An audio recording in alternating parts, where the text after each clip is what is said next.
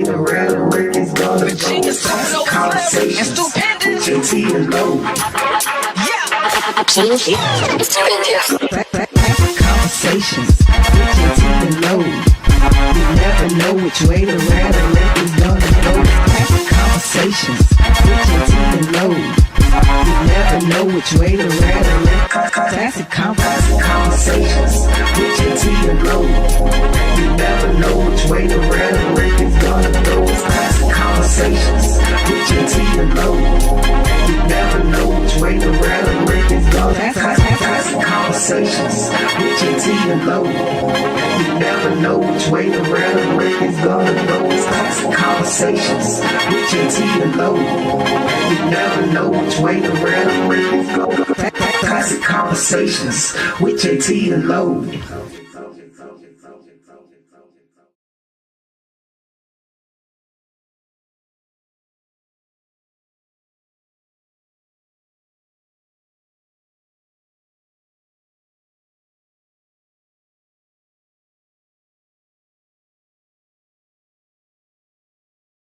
Classic Konversations with Jae Tea and Lo. You never know which way to rap. Classic Konversations with Jae Tea and Lo. You never know which way the rhetoric is gonna go. Classic Konversations with Jae Tea and Lo. Classic Konversations with Jae Tea and Lo. You never know which way the rhetoric is gonna go. Classic Konversations with Jae Tea and Lo. You never know which way the rhetoric. Classic Konversations with Jae Tea and Lo. You never know which way the rhetoric is gonna go. Classic Konversations with Jae Tea and Lo. You never know which way the rhetoric is gonna go. Classic Konversations with Jae Tea and Lo. You never know which way the rhetoric is gonna go. Classic Konversations with Jae Tea and Lo. You never know which way the rhetoric is gonna go. Classic Konversations with Jae Tea and Lo.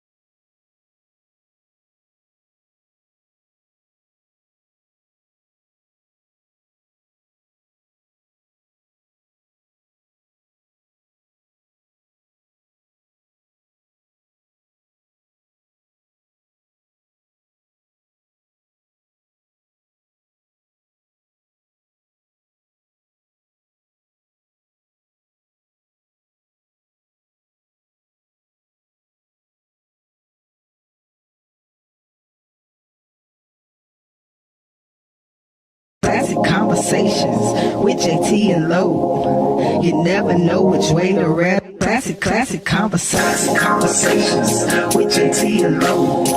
You never know which way the rhetoric is gonna go. Classic Konversations with Jae Tea and Lo.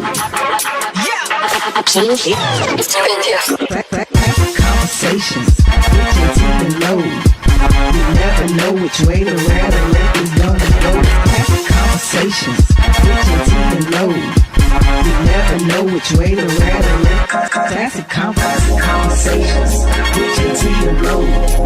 You never know which way the rhetoric is gonna go. Classic Konversations with Jae Tea and Lo.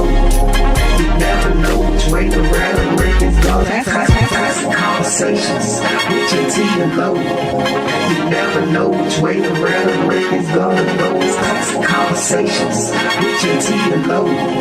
You never know which way the rhetoric is gonna go. Classic Konversations with Jae Tea and Lo.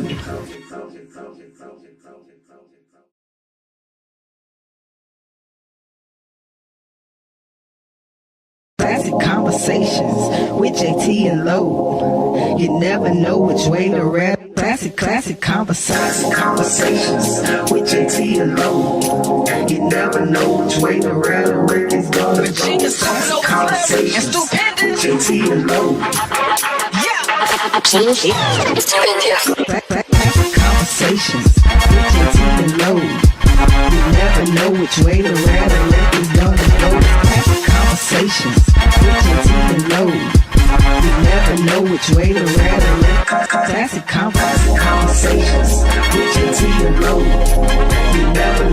way the rhetoric is gonna go. It's classic conversations with Jae Tea and Lo. You never know which way the rhetoric is gonna go. Classic conversations with Jae Tea and Lo. You never know which way the rhetoric is gonna go. It's classic conversations with Jae Tea and Lo. You never know which way the rhetoric is gonna go. Classic conversations. Yo, what's happening, people? We just gonna go with it's time. It's time for Classic Conversations with Jae Tea and Lo. Appreciate you tuning in. Want you to be a part of this conversation. 404-500-1605. Make sure that y'all reach out. Got some good stuff going on tonight. Why am I still hearing this music? We good? That's Will in the bathroom. Oh, okay. All right. Hey, man. As we have always said, this is live, you dig? So as it happened, it happens. That's what's going on. Angelo. What up, brother? What's happening, man? Everything good, man. We had a good weekend this past weekend. Too free feeling itself, made the chest jump over there. I'm trying to see if it come in the camera. Hey, you had to see it to believe it. But but yeah, man. Good show at the Uptown on Saturday night for sure. We had a dope experience Saturday night as well. We'll talk about it later. Mm-hmm. We had a real good conversation before we came on live. You know what I mean? Yeah. I'd love to expound on. Yeah, we got to get to that. We're going to get to that. Too free got a haircut and trim. Right, got to line up. He would talk a little differently a minute ago. Yeah, edge up and everything. Boy, you ready, ain't you? Yeah, I got a compliment. How you doing, bro? How was your week? Better than most. Hey, man. What I do this That's a good way. Son played the soccer game and won. Okay. That's all I did. And what? That's good stuff. Where That's you play good stuff. soccer at? He played in a league, so we had the games in Alpharetta. It's a little tournament in Alpharetta. Nice little ride. It was a nice little Nice weekend. little ride. Yeah. I didn't know Alpharetta was that far away. That's not Atlanta. He said that's not Atlanta. Yeah. You going up there, you might as well go ahead and, well, I don't know if I want to get a room in Alpharetta, but yeah, I might not want to. Just change the oil on the way up. Don't get no gas. Y'all see gas went up? Boy. Hey, man, listen. I paid $2.79. Listen, I was at the gas station on the phone, not paying attention, just letting the thing run. And I realized, I said, man, why the thing still going? I looked back, that joke said $86. Ooh, that's diesel. Oh, wow. No, that's not That's decent. decent. I had to stop it. I said, whoa. It's still at $86, man. Sheesh, I hurt my feelings. Oh, boy. I hurt my feelings, I'm not gonna lie. I That's know why it you did. said I'm driving Acer car tonight. I was, you know what? Bro, I promise you. That true story. Look, when I pulled up, I was like, man, Lo ain't even here. Oh, yeah. You got Yeah. I'm driving Acer car. got them four cylinders tonight, huh? I be like, $86 hurt my feelings, bro. what that oil we stole? Shit. What is it? What about all that oil we stole from Venezuela? Shit, we been stealing oil like a motherfucker. We still paying all this money. Hey, listen, for all of you out there, man, seriously appreciate you tuning in. But I did. I run through gas fast. I'm sorry. As you're tuning in, go ahead and, reach out, let some people know. Angelo, set tagline. Tell a friend, tag a friend. Tell a friend, tag a friend. And don't do it. Now, but do it. it right now. Go ahead. And hit the button over there, so it's going to help our... He wasn't ready. Algorithm. See, Push the button. Y'all moved it. Push the goddamn button! There it is. One more time. Push the goddamn button! Push the goddamn button! That's what I'm talking about. Need for you to do that, not now, but right now. Make it happen, because when you do that, but also I need for you to hit this love button over here. I think it's on YouTube. It comes up and there's a whole bunch of buttons that you can touch. Just keep touching them, because what All that throughout does, the show. it helps our algorithm. go up. Oh, look at JT. We got to get back on that. Thought you caught me too, there you go. Yeah. We got to get back on that. We got to get back on that, because we need that thing to happen. You know what I'm saying? Because we are having dialogue for the community. So we need for the dialogue to get out to the community, you dig? Before we get going onto the gas prices in 45, 47, Coach Prime out of Colorado lost a football player this weekend. Football player Dominic Ponder died in a car accident over the weekend. 23 years old. Yeah, 23 years old, loved by the teammates. So, prayers are going out to his family, plus his teammates and the family of the teammates, and also, Coach Prime, because he has to, that's something that he's dealing with right now, dealing with young men that's grieving, going through a grieving process, even though they're practicing football, because he gave them, they just started spring practice. Mm-hmm. He gave them the option of practicing or not. They decided to go, and they felt like it was one of their best practices that they ever had. But again, these are young men, 18 to 23, 24 years old, and they're dealing with, one of their brothers, being taken away without warning.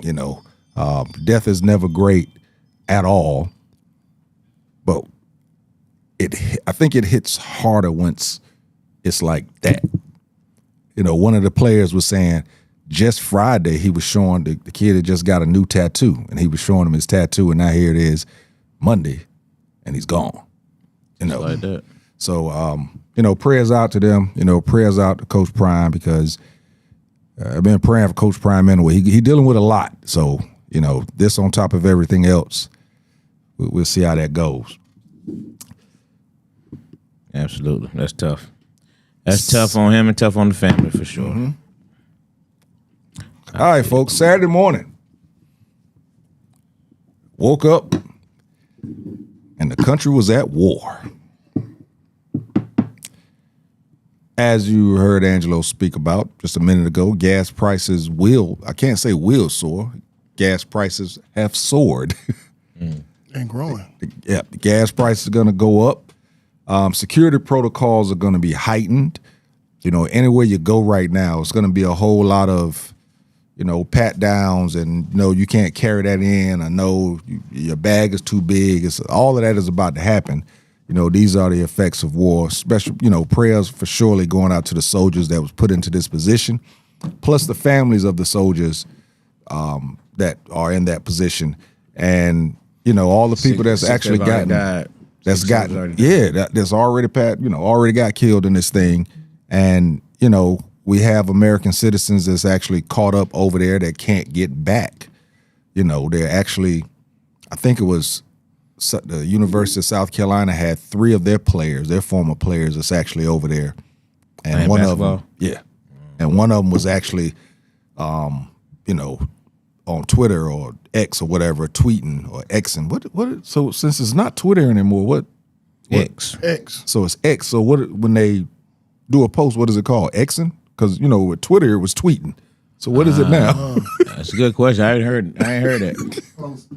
It's just posting now. Because X it ain't as popular as it used to be, is it? Because for a minute Twitter was going crazy for a while. X don't got the popularity it used to, but it's still popular. Yeah. I mean, it's still big time. It's big time.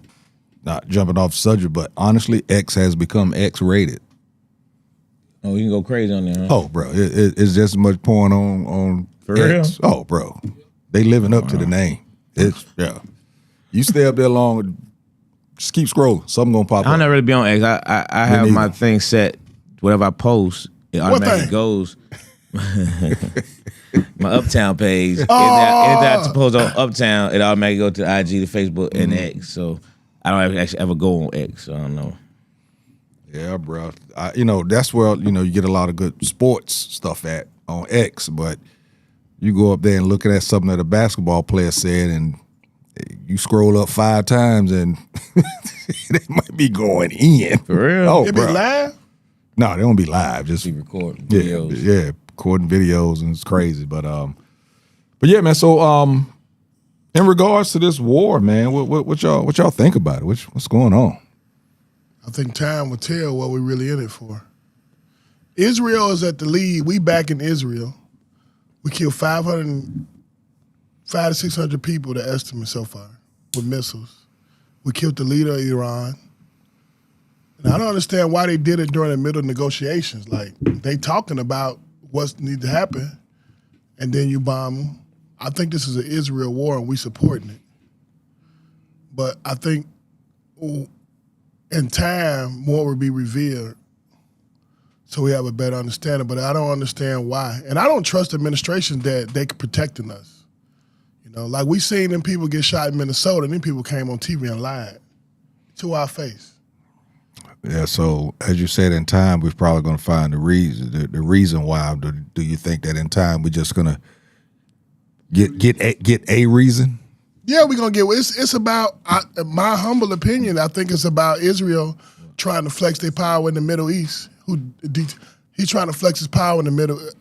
I think Yahoo from Philadelphia, I think the president of Israel is having a beef with these Middle Eastern countries, and he want to flex his power. And I think we behind him. And I think we're using the disguise of the dictatorship or the communist perspective of Iran, and trying to exercise our will. But I think it's a disguise. Like it's a cover up for what really gonna happen. Because he needs multiple things to be paying attention to, because I think that man raped them little kids. You think? I think. Yeah. I think it's worth at least investigating. And I think when you saying somebody raped a 13-year-old and you don't investigate, that looks real bad on Pam Bondi. You know what I mean? You see how many lies they keep catching Pam Bondi in? Pam Bondi should be up on charge by herself. But They've caught it lies after lie after lie on them hearings. But the thing is, China's connected to this. Russia's connected to this. This ain't no just one man affair. That's right. Go ahead, sir. So We have somebody in the audience. Yeah, we have Can you live guys hear audience me? doing tape. okay, so did you guys see the president's speech today?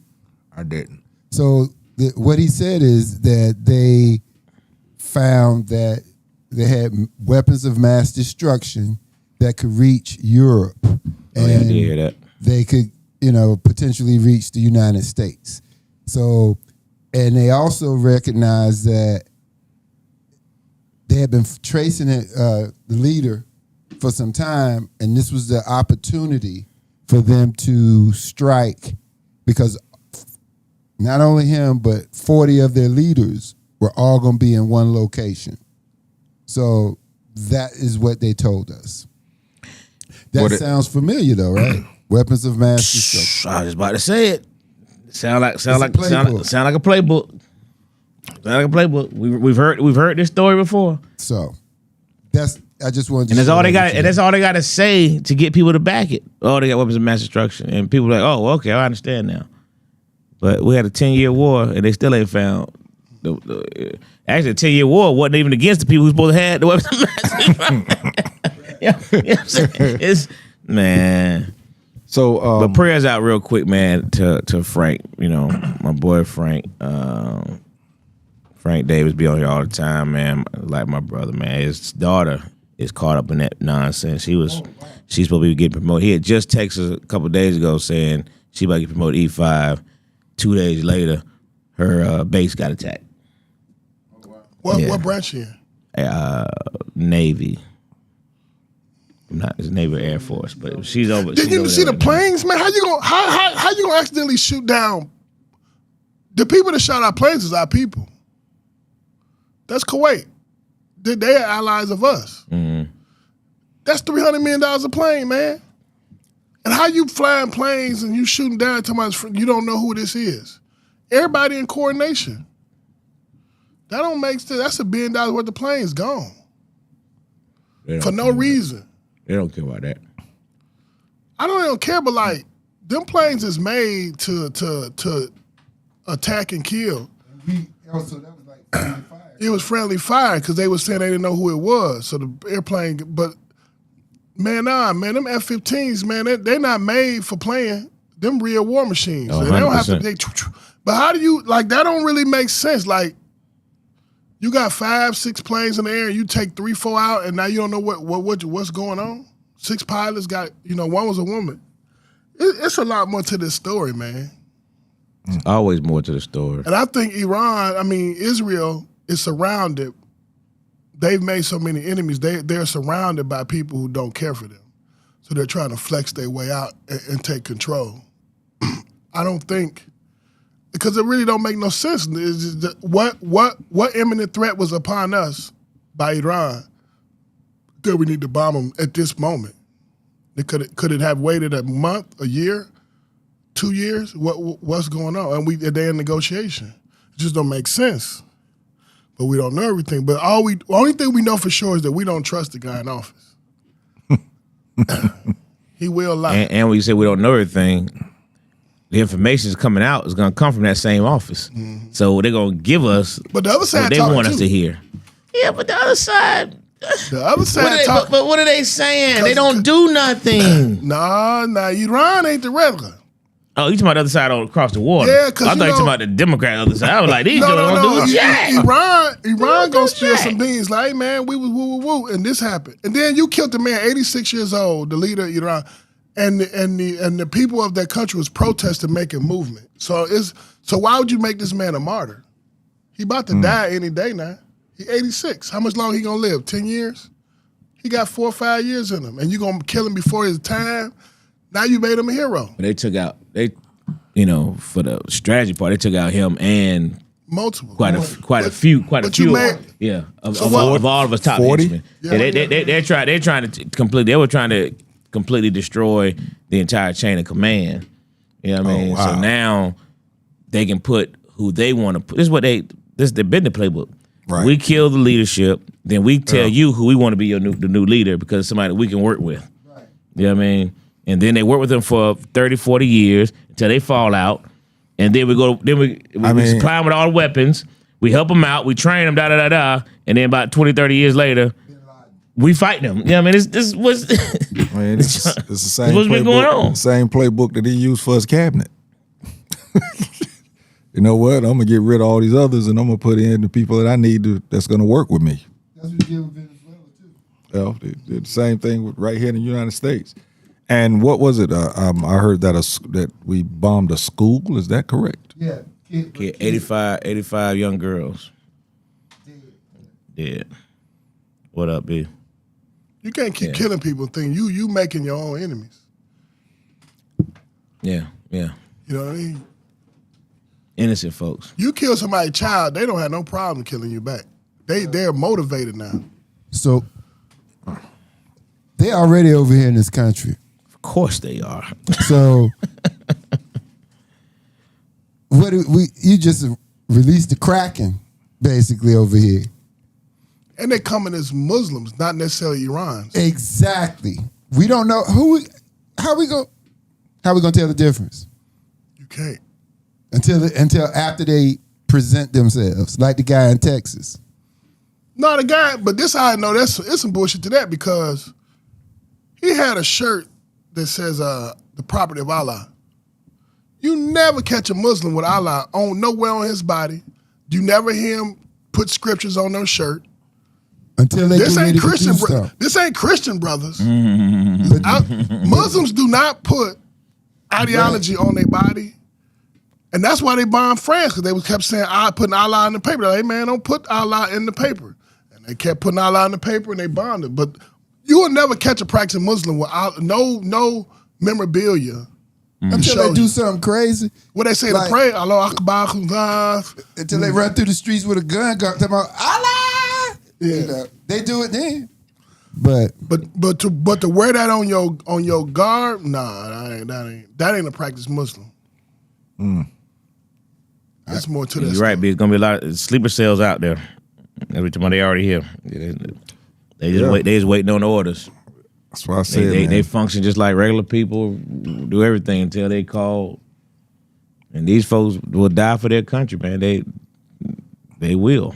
I mean, right now we have what sporting event? March Madness coming up. Can you imagine what the security protocol is going to be at those games? What it should be. Right. Yeah. No, I'm sure it will be. It's $1 billion business. These business, you know. Yeah, that's So do you think they realize that we have different denominations. We have black, white, Chinese. To those people, do you think they care? No. They see us as U.S. citizens. American. Yeah, we U.S. citizens. We voted this man in, we're going to pay for it. Period. And them 90 million people that sat at home and did nothing, this your fault. They ain't gonna come here and say, "Don't worry about it, brother. We ain't gonna mess with you." Yeah, we know y'all. We know y'all. They drop already a bomb. oppressed. They're not doing that. They're not gonna do that. They just drop a bomb. They shoot, build, they just do. They but don't, it they don't so know much nothing here. about the 50 Cent and T.I. beef. Both of them going down. They ain't picking sides. They ain't picking But sides. I think the greatest threat is our military because we have a lot of military, a lot of places. And I mean, you get They already hitting them. and they hitting them up. So you got people who serving our country who didn't sign up for this, who are in it. And it's kind of hard to justify. I'm risking my life for a man that didn't want to join the military 5 times. Our president was drafted in, and 5 times he had an excuse: bone spurs, areas, all other that stuff. BS. Yeah. And then Pete Hepburn, They had the nerve to insult military people who Yeah. served and were prisoners of John war. McCain. And you insult them and you hid like a coward when it was time to step up. And Pete Hepburn, man, hell, he couldn't write a masturbation book. Today, it was about the first 15 minutes of the speech was about the war. Then the other 45 minutes, he gave out awards. It was, to war heroes, and all kind of making jokes. I'm just saying. You know he did too. He put Congress in a hell of a position because we at war, whether Congress want to agree with it or not. Exactly. So we at war. If I bomb you and you bomb me back, we fighting. Right. So either cut the check, because that's all you need Congress to just cut the check, because they ain't gonna have no opinion. Once Congress declare war, they have no oversee of how the war plans are carried out. That's the executive branch exclusively. And it's just gonna be money after money after money after money. Which is all he wanted. It's all he wanted. He wanted this his first term. He was not going to leave out here without getting this term. I think he can suspend the election, the midterms. That's what he plans to do, I'm sure. He can't overtake the election, but he can suspend them during the time of war. But that's never happened in the history of America. Even during the Civil War, soldiers were allowed to vote. We had voting during the Civil War, which is the most dastardly war in America. So I don't understand, like, what's this doing? I hope it's not a distraction because the Epstein files was coming. It was hot. Do you realize though that the guy that's in office don't give a damn about what's never been done? Mm-mm. No, his point is to do things. Exactly. That's what he wants to do. Yeah, he that gives a damn about something that's He like Ronald Reagan on steroids. a law that's there, but nobody. This is nothing. This is nothing beyond. I mean, when you just listen to all his cornball people that's around him, how they talk about him. You know what I mean? They spend half of their press conference talking about how great this guy is. That's what it was. I've been listening to them like, man, what is wrong with y'all? This president has never done this. This president is this. This president. I've been like, man, this is crazy. Just listen to them talk. This junk is insane. Today would have Just been listening to them talk. Again, we've never seen anything like this. Yeah. He was talking about enhancing the building and all the construction that's going on. This is all, he was having that type of discussion today. And people were clapping and it was weird. A cult leader. They need to hurry up and drink that Kool-Aid. Running the country. They need to drink that Kool-Aid quick. Who was the other day that he wanted to put his name on the building and they refused to do it. They fought it off. Was it a Kennedy building? Well, he did the Kennedy building already. But they shut it down. Yeah, they're doing a Rehab. And she was pulling her money out. They were doing a rehab because wasn't no artists come to perform. He couldn't get artists. Right. So he's having a hard time getting artists. I mean, it's only so many times you can sign Kid Rock, right? And at some point, you got to get somebody else. You know what I mean? And nobody wanted to perform for him. Because think about it, if you perform for Trump, even if you voted for Trump, the backlash, you got to sell records when you're done with that one concert. You know what I mean? You got to sell records. Most artists need to still tour. So did Snoop Dogg learn his lesson? I don't think so. But you know what? I brought it up. Wasn't going to talk about it, but we have to. You know, getting off 45, 47, we went into artists. We just went to Snoop Dogg, Kid Rock, 50 Cent, and T.I. Ooh. These are iconic hip hop artists. One from up north, one from the south, one from New York, one from Atlanta. They're both. Is T.I. 50 yet? He T.I. close to it. He early 40s at best. Nah. Okay, let's go with 40s. T.I. ain't that old. Let's go with 40s. Killer Mike 50, 51. I know how much older though. You know, let's go with 40s. Let's go with 40s. Yeah, he didn't. Yeah. What does it 50-50. What does it look like? I don't think 50 is 50. He gotta be. He older than me. 50 is 50? Oh, waiting on Well, him. we got Unc. I was hoping he did. All right, people, we'll come back. We're gonna come back to Hey, so these listen. old rappers Is he doing on their there? thing. Listen, and I've been meaning to call him all week, Will, and I ain't do it. So we're gonna do this jump right here, right now. The new segment is a moment with the Supreme Monk. Yep. It's gonna be a new 45, segment on this show. So we're just gonna get a set Moment. time for him to call in every week, and it's just gonna be called a moment with the Supreme Monk. There we go. Come on, we doing. Thank you. We're gonna do this jump right I here. appreciate that. The new segment. It's Oh. a moment. How you doing, man? I'm doing fine. Good deal. Y'all gonna go on commercial? Turn your background down a little bit, but we got you though. Y'all gonna do commercial first? There you go. Nah, we want you. Nah, go ahead. You good right now? Okay, how y'all We good. How are you? Doing good, Okay. sir. Doing good, sir. Okay, let's be long like it was the last. Just want to hit a quick things. One is Why you everybody not like that? pick up the phone, all their elected representative party, Republican, or Democrat, call them tomorrow. And matter of fact, any kind of organization, damn lineup, and that cut the funding and do not any escalation of this. That's the one. Hey, can you hear me? Yeah. Your phone's going in and out. It's like every word you say is kind of breaking up. You have a good signal where you at? Okay, I'm sorry. How's this now? Keep talking. Let's see if it breaks up again. Testing. Okay, go ahead from there. Go ahead. You good right now? Okay. Yeah, go ahead. There we go. That's better. Start from the top. Okay. Call your representative. Yeah, first thing, go ahead on and representative in the morning. Ask them to, like I said, cut off funding for this illegal operation. And what people to pay attention to, and you know, my family knows this. My notes every other day. The thing that I make it very clear is that this was going to happen. Sending ships, there was planes and all that kind of cargo months in advance. They had 3 aircraft carriers in the area. Then they sent and cruisers. They sent this all in advance. That Democrats and that's hard. Republicans knew something was coming. Now, action is something that's happened. Something that you do not have time to prepare for. That you hit local, so to speak, or you hit them as close as you can. Have a police action or happen so immediately, nothing to respond. You don't have a chance to, right?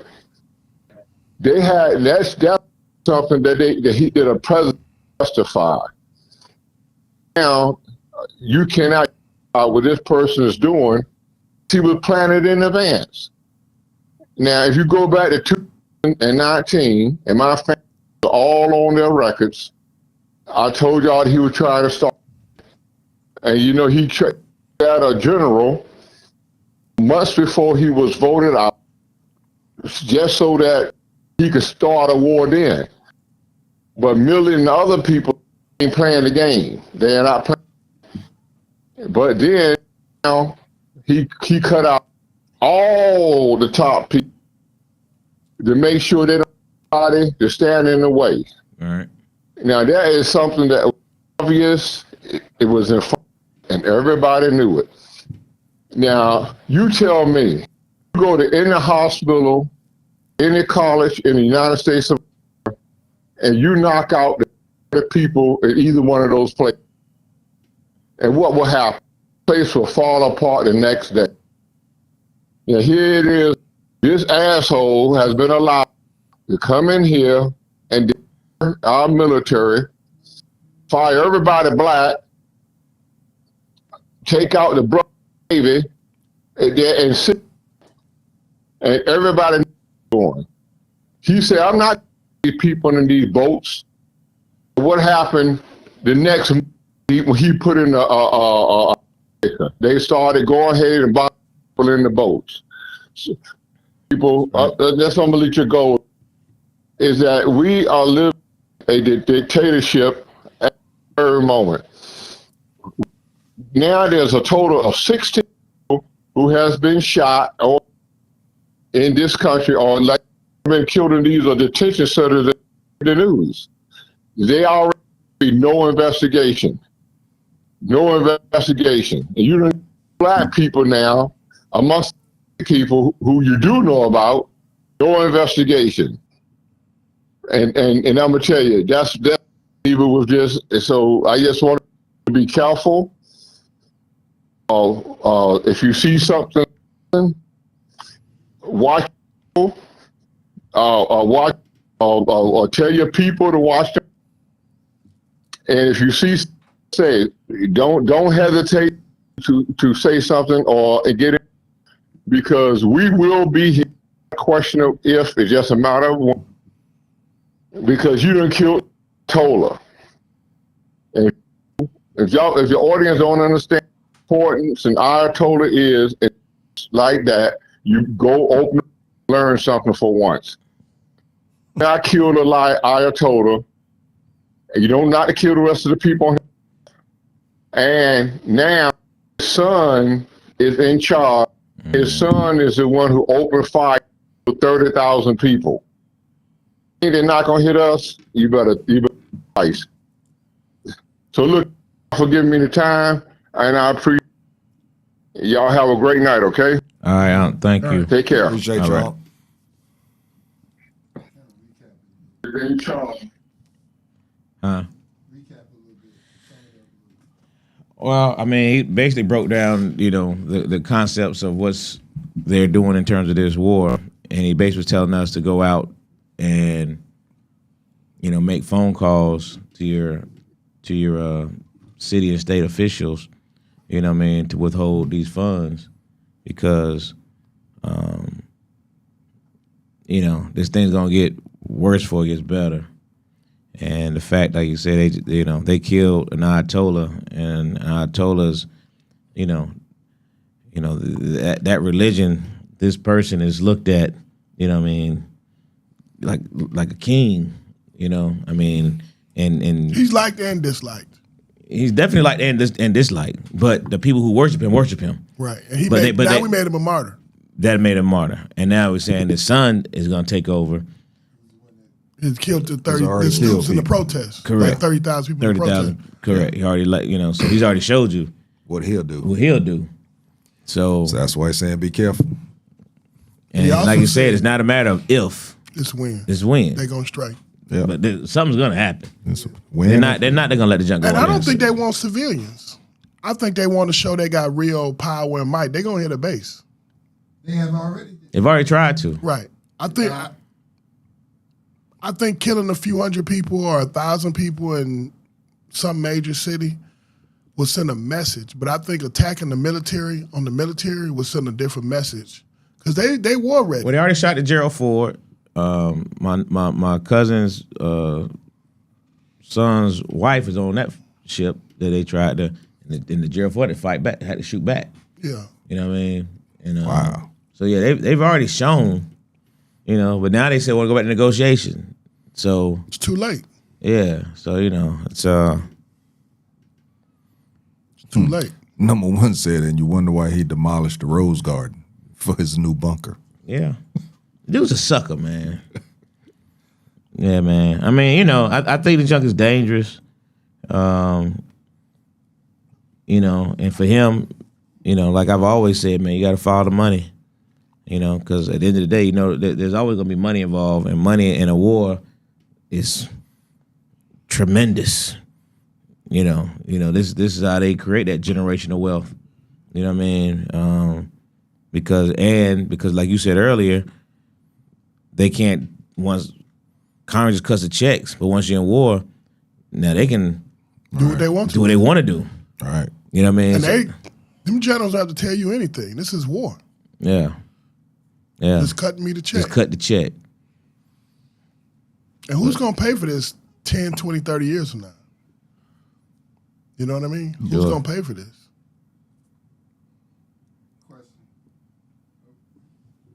Somebody said the World Cup guy. I think that may be a big hit. That's good. That's a good point, B. That's going to be in Atlanta. Yeah. Oh, wow. Good point. That's coming up Soccer very game. soon. That's soon, right? What's that? This is this year? World This Cup. summer, yeah. Yo, hey, World World Cup. Cup. The summer World Cup. Yeah, that's This June. summer. It's going to be in Atlanta. That's like the World Cup gonna be like 3 Super Bowls in 2 weeks. Boy. Oh, yeah, They said that's the June. they said the Yeah. equivalent of 3 Super Bowls in 2-week period.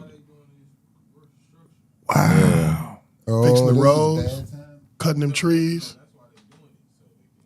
He said, please mention that we don't get oil from Iran. U.S. oil will just use it as an excuse. I believe you, but hell, do something. I can't pay no $379 all week. Oh yeah, number one, all the money going to their pocket. That's why I said it's a generational wealth. This is how they create that generational wealth.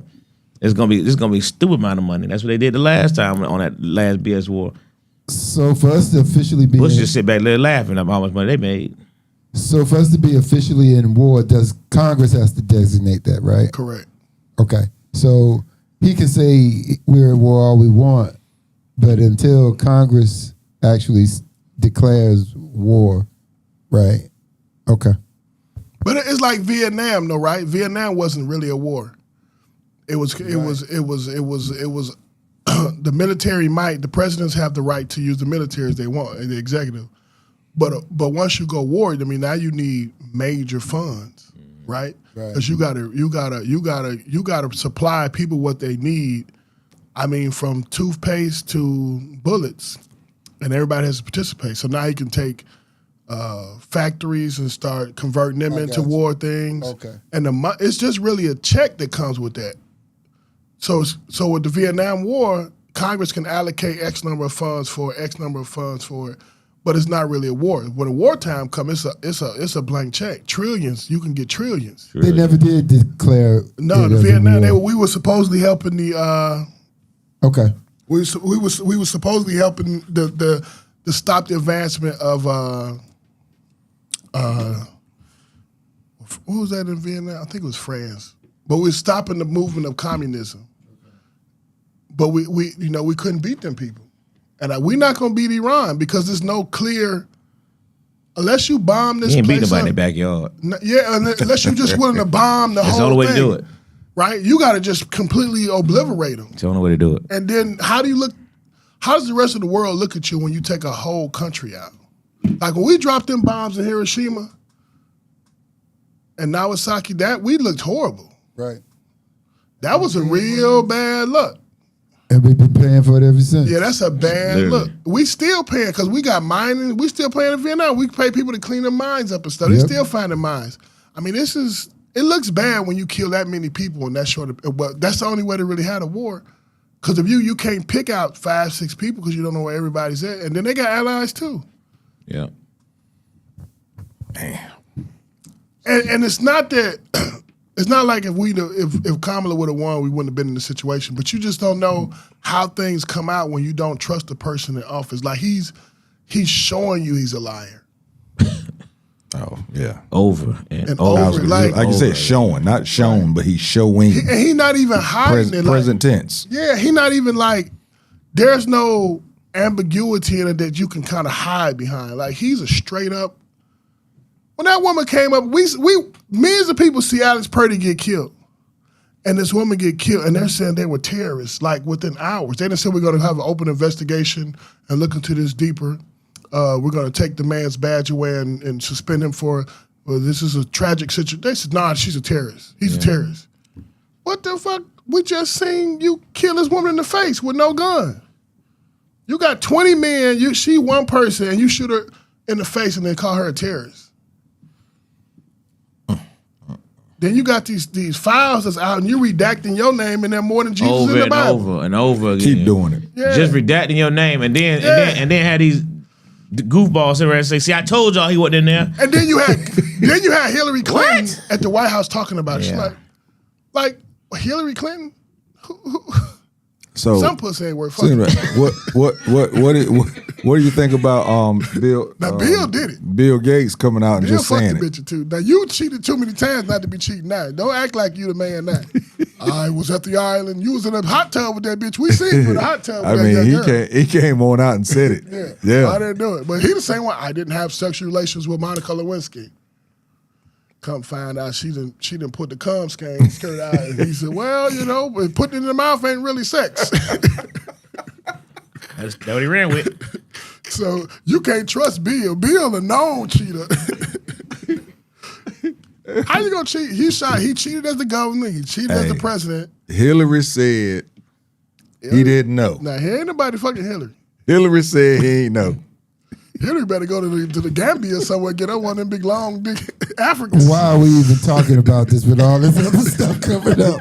I'm just saying. I'm talking about in general. Why they even bring it? Back on topic, because that man is there. Like, you got an intimate relationship with this guy. Like, we're just saying you're a liar and an untrustworthy person. And now we need somebody that's trustworthy and honest. And you got rid of your generals. You fired them or they quit. There's a reason why people who have integrity in their profession are not fucking with you. Oh, facts. Again. Again. Keep that in mind. Again. They all quit on them last time. They're not messing They were with like, you, man, we can't work with this guy. These people got This 20, guy's 30 year untrustworthy. He careers. say he sleeps in the most important meetings in there asleep. Now we know he wears a diaper, so you know what I mean? He can sleep and boo-boo on himself at the same time. Ain't got to get up. You know what I mean? Just about you gave 30 years or 40 years of your life as a general to work your way to general, and you just quit. I was just going to say that, man. Somebody that's that high up, that's given all that they've given, the sacrifices that they've made, and then just to say, knowing that they could still keep doing the job. It's different when you are at a point to where you can't do the job. These folks are leaving just because they can't deal with this guy. Their integrity won't let them. Now those that's who make America great again. Those people quitting. Hey man, that's powerful. That says a lot about who he is. All right, so that was our 45, 47. Oh, Stephen Hawking on Epstein Island. That's a topic. Yeah, Steve Hawkins up there? That nigga trying to get some of that wheelchair pussy. Steve Hawkins giving that pussy. Fuck that. Steve Hawkins got to go. He in the wheelchair. He can get a little bit. Hey. She sucking his thumb or something. Hey, what you doing? Let me stop. I'm getting in trouble. I'm getting in trouble. I ain't messing with them folks. You know he talking about blowing it in. I want you to get I me ain't some messing of with them that. folks. I ain't messing. Steve Hawkins. So yeah, T.I. and 50. Knees, bitch. Yeah. Let me see you do it.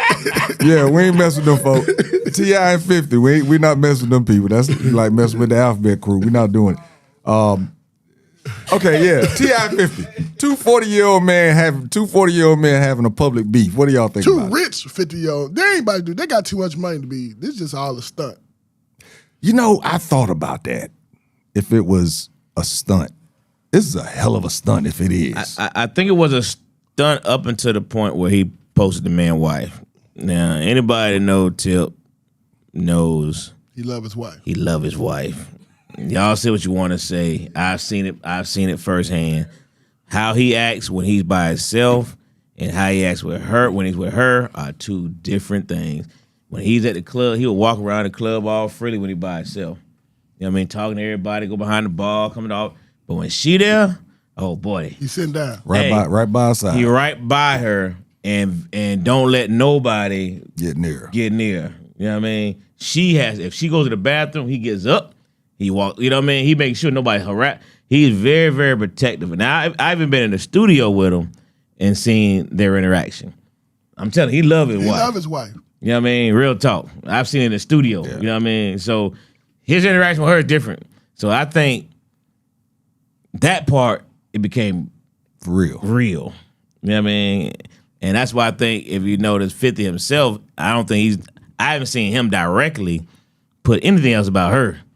You know what I He mean? put another picture. He put two pictures. I've seen people do it. Oh, okay. Good point. I ain't seen Good him point. do it. Good point. I hadn't seen it on his page. But why he even messing with her? She don't even mess with nobody. Because he knows that He's if petty. you know if he's petty. If you know I'm gonna petty. piss somebody off and I know how to get to you, you know what I mean? He knew that's Hey, let me tell you something, But bro. Tiny don't mess with nobody. Tiny don't mess with bro, nobody. The dude is That's the fact. petty king. He's the petty Yeah, he king. is. He's petty. the petty king. It's funny too. when But he I'm gonna petty, tell but you, this ain't right. I have to do this as a hip hop guy, as a music lover.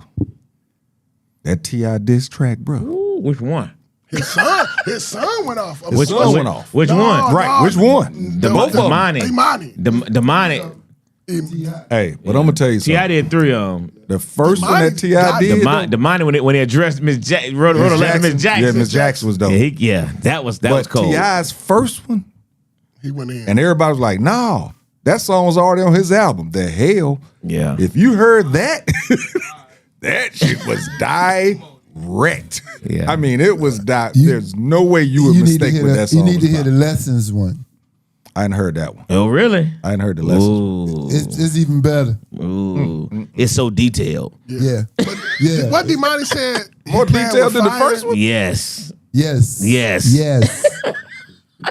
50 ain't going to that studio though, huh? 50 ain't doing that studio. And then I heard something. Wait a I minute, heard and a then song that Messiah 50 did supposedly a rock did. and roll. Did y'all heard the one with I heard Messiah. Messiah came Wait, out with the guitar Messiah? and did a tribute to Jimi Hendrix and was playing it, and he's like, 2 quarters is 50 cents. Really?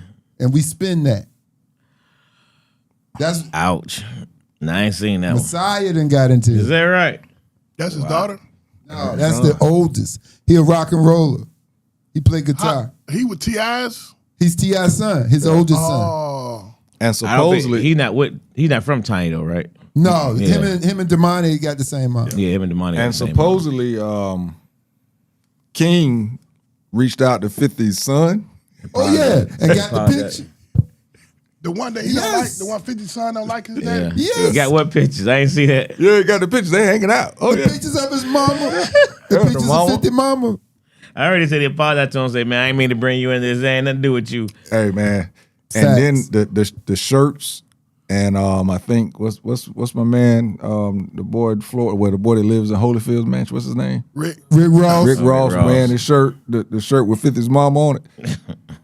Benzino, he's selling shirts with 50 mama on it. Really? Benzino need to chill. He All them, all them he was just people- laid up in the see, all hospital. them man. people he They don't need trolled, money. all them people he trolled, they really, even when Rick, they really couldn't come back at him. T.I. coming at that nigga. The whole family. Now They let- coming at him like, nigga, I ain't about to keep back, man. I'm in the studio. Now let me ask you this in regards to, how social media is today. Who's winning? Because I mean, T.I.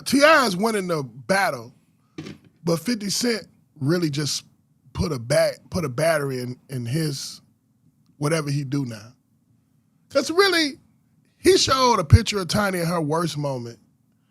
She was singing or something. And it was like, you could catch a picture of somebody at the moment, just right. If you freeze it right, you can catch anybody. anybody look yeah. weird or funny, whatever. And he posted it like, but what was the point? Like, and then like, I don't know.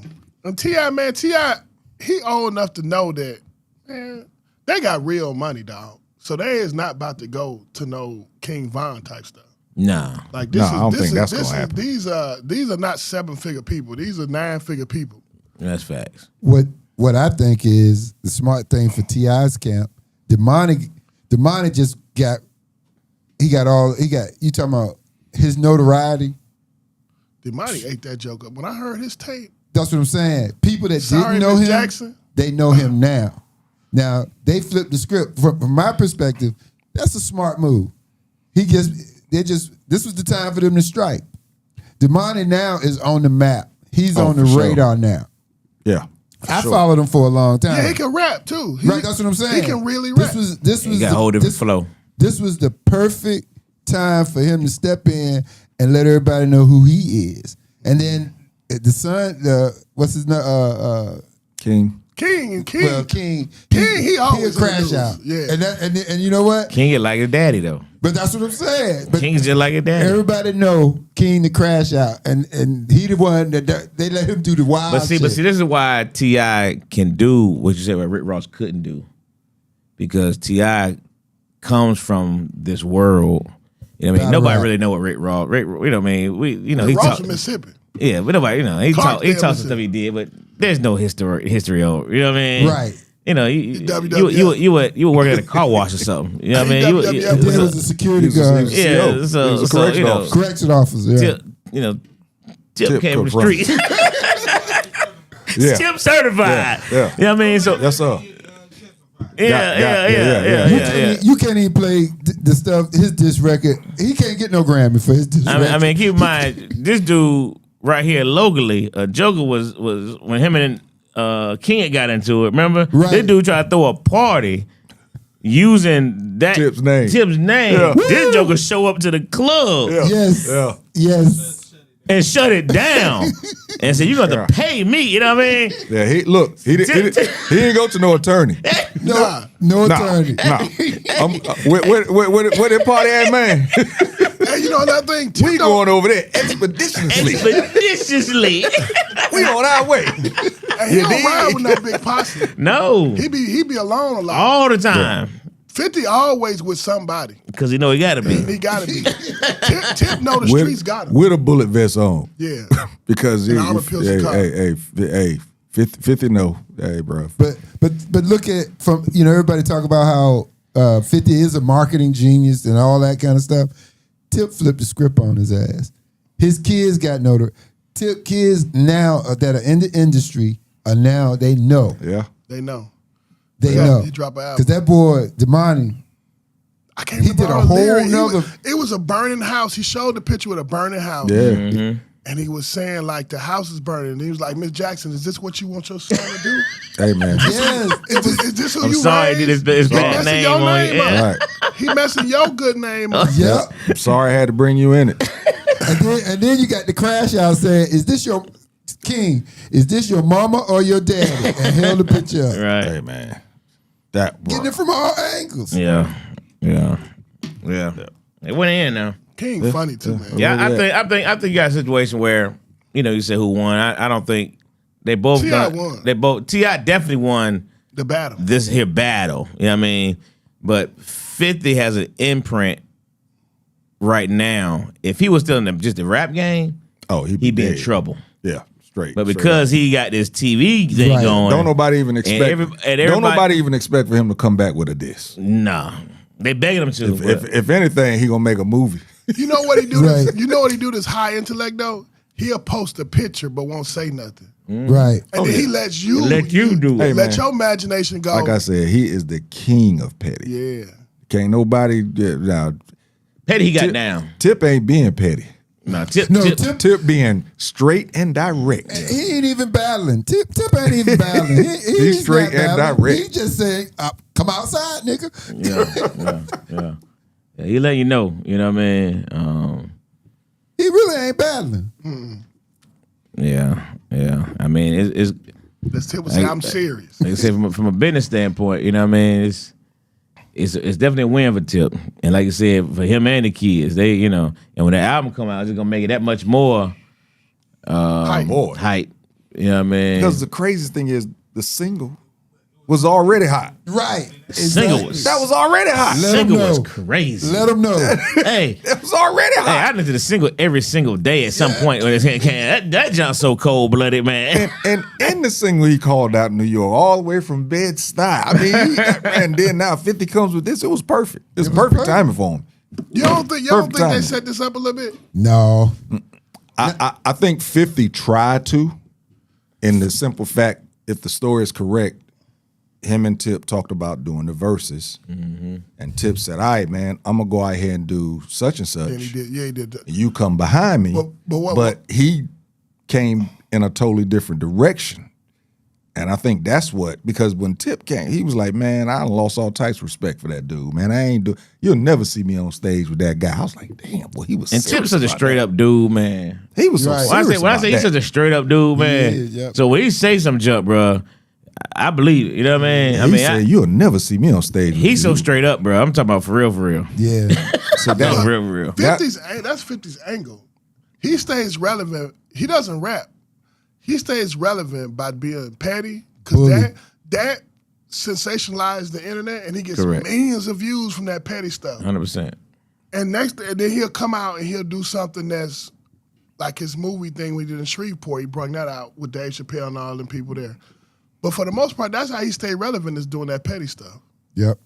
And it cost him nothing. Like it's like millions of people gonna pay attention because I said something crazy. yeah, the petty stuff keep him Relevant. relevant in the culture. But I will say, He ran up on the wrong one, though, this time. yeah, Ran he on the did. wrong one this Yeah, time, he did. though. Yeah, he did. Ran on the wrong one at a time. 50 found another lane in regards to the whole Go ahead, film stuff. He found another lane, and with the whole Power series, he found another lane, which was great. But yeah, he messed up with this one. Yeah. Folk gonna be like, I still watch Power, but I ain't rocking with you though. Right. You know what I mean? And he You know what I mean? I ain't rocking with you though. Yeah, But that shit he did on Benzino was funny. If you was my friend, this wouldn't happen to you. I said 50, you petty as Hey, he hell. petty. Hey, he the king of petty. Then Man. he gonna buy 3 rows of Ja Rule, 3 front rows, 3 rows of the front Hey, row bro. of Ja Hey, Rule. Say make- it to me, baby. Yeah. Hey, man. Yeah, that was cold blooded, bro. oh bro, But That you know was what? cold. That was cold. that was the biggest I mean- pettiness of all. T.I. call this man a straight hoe. Over I and mean, over. he's saying stuff Hey, bro. that In the interview before the diss track came out, he did that. In the interview, he was like, bro, this is what happened. And he was like, man, I done lost all types of respect from this dude, man. I ain't mess with this dude. I mean, he really went in on him before the diss track. And then 50 kept going. You know what? Go I do ain't what I never do. heard nobody go at 50 like this. Let me go do what I do. Rick Ross didn't even do it. That's what I'm saying. Nobody has ever just called this man a Hey, bitch but ass again, hoe. just like he just said, Tip from that. Yeah. He from that. He used big words. He wears suits in movies. But you don't get it twisted. He from that. He ain't acting in the movies like a gangster. He from that. And I think maybe 50 thought he He ran got up these. on the wrong He one. got he got these big words. He can't be that gangster. But 50 be doing 50 fuck with, but when 50 mess with people, he bullying them because he know they can't rely. When he fucked with Floyd Mayweather, he know Floyd can't. Floyd know he can't relate. And you gonna pay. I'll go. Like you hitting people when they weakest spots because you Right. know them. Yeah. Right. I mean, So Floyd knew he couldn't read, and then you tell the whole world like I feel embarrassed. right. And then he fucked Rick Ross' baby mama, then put it out there like I really fucked the dude. But you know what I'm saying? I really fucked your baby mama. Like what you? But see, So, that's the thing. it's That's petty. the thing. Think about it. Tip whole life has been public. Yeah. You can't, I mean, Nah. what you gonna say about Tip that you don't already know? All right. But what You he know. gonna do petty to him, he can't. So he basically tried to call this girl ugly, but Exactly. it's like, nigga, this his wife. What you caring about what he loves? Right. Then he came right back to that, went to the Crime Stoppers thing. Yeah. You know what I mean? And it's like, well, he was a snitch. And then lessons, like been, you there, said. been there, done that. Right. But look, Everybody tried it already. Yeah. when you listen to Tip lessons, took his. Tip say, I got receipts. I know you hit women. Yeah. I got receipts. Yeah, he But did. really get you though too with Tip. Tip got the whole city behind him. So Tip ain't got to be there for 50 got the Cent to get country. touched in Atlanta. And see, that's Don't nobody fuck with. the thing with 50. Ain't He got nobody. 50 got hired help. Yeah. 50 got niggas in New York that want to take him down. That's what I was gonna say. But he It's- got hired help. Real shit. Tip ain't got hired help. Fuck Real around shit. and get at the airport. and your Niggas bag in New is York missing. want to take him down. So that's why he in Shreveport. That's why he buying land up in Shreveport. And now them folks gonna go against him because you gotta understand, Shreveport is part of the South. Part of the South. Yep. It's part of the You South. don't remember the king? You mess around with the Okay. wrong person, bro. Like in the car accident, You the picture messing like, you at fault, motherfucker. You don't even realize you messing with your own business by messing with the king of the South. Hey man. Hey, bro. he dedicated that last one to Vivica Fox. Yeah. Called them His- all. the women Yeah, that he yeah, ever did. messed with. Yeah, he he said, did. "This for you." Yeah, I he got to did. listen to this on the way home. Listen to that one. All right, so we're gonna move on. We're gonna do another subject. We'll take a small break. This past weekend, man, we did a dope interview with one of the pioneers of our culture. Most people out there, when you hear Def Comedy Jam, first thing you think of is Russell Simmons. Of course, you think of Martin Lawrence and the comedians, but you think of Russell Simmons as the guy because it's Def Jam. But we interviewed this week the real pioneer, the real, what should I say, brainchild behind it. That's a good word. Mr. Bob Sumner. Dwayne, hit that applause button. I know you over there talking to the people over there, but let me tell you something, man. I knew his name. Angelo knows him. But as we were sitting there doing that interview, I almost forgot that I was doing the interview. The man has so much. What he has done for our culture, when you think about the rise and the stardom of comedians that's now leading actors, that's now running radio shows, that's doing so much, what this man has done for our culture, it's damn near unmatched. There's one other person I can't think of his name, the one that was always in the background in the music scene. I can't think of his name. He passed away, I think. I can't think of his name. I'm gonna have to Google it. But what this guy has done for our culture and where we're at right now in regards to the entertainment side, in regards to the black comedian and how the black comedian have rose from just telling jokes to doing other things and the whole acting and getting awards and hosting award shows. I mean, shit, Deion Cole last night killed it. And I'm still mad I didn't see that. Damn, I didn't see that damn show last night. The NAACP Image Awards. Yeah. I didn't see it, but I saw his monologue, though. I saw his monologue, bro. Monologue was hilarious. And we're gonna get into that too, because he got them folks came at him. We're getting into that, but we did an interview. I think it was about an hour long, maybe. We're doing some editing. We're gonna get this thing reposted. When I tell you people, if you want to learn something about our culture and how these comedians got started, oh man, some of the stories, I'm getting chills thinking. I don't want to give it away, but some of the stories are so dope. Like I say, Angelo knows him, major cool cat. We redid his birthday party. He was here getting a legacy award. And I mean, again, the guy, he's one of those guys that does not get the credit that he deserves, that he just keeps on plugging, not even looking for it. But if you ask him, damn it, he'll tell you. He'll tell you. Boy, He'll tell you what he's doing.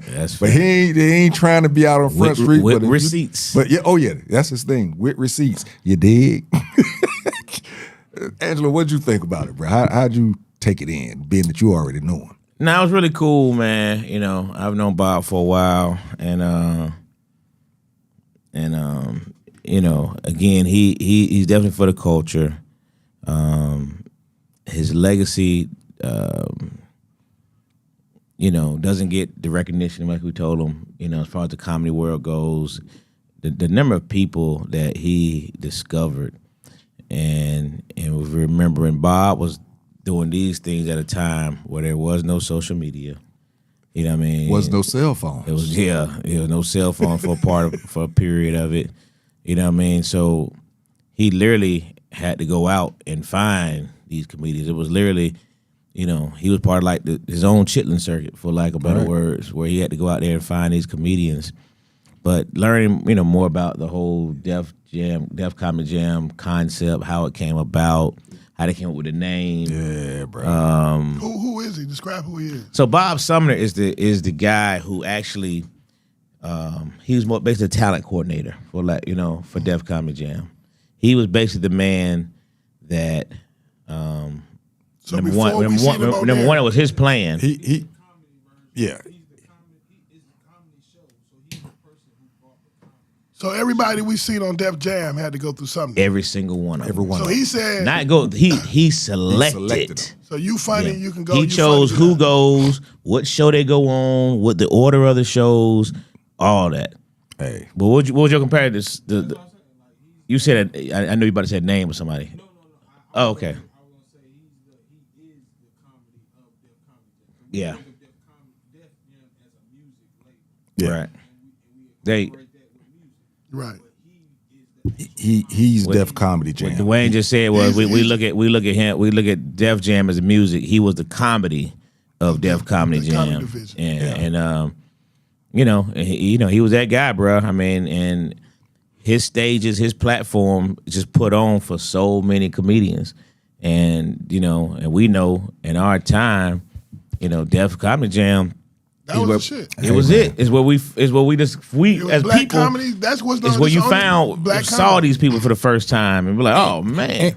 And like he tried to say too, it's the comedy tour. Like now, anytime you say comedy, It's a in jam. the touring type and jam, it's he started that. Like you bringing in multiple comics, and you got the host with live music in the background. Just how all What comedy. is Shaq's joint called? What was it called? The Shaq's All Stars. Stark All Star. All Star Comedy. Comedy. What was it? Comedy something. Shaq's All Star Comedy Jam. Yeah. Yeah. I was saying if he had patented it, bro. So he the Yeah. reason we know Bernie Mac. He the reason we know. Hey, look, I was just gonna run a couple of names down. what's up, boy? Not name all from of them. down the street? He's the Columbia reason. Drive. Yeah. All of them. Mike, Chris Tucker. Chris Tucker. He's the reason why you know all of them from a national standpoint. Now, some of them may have gotten famous at some point, but But from a black audience, we don't know. you may not. If you weren't in don't- Chicago or the Midwest area, You don't know Bernie You may Mac. not have heard of Bernie Mac. Yeah.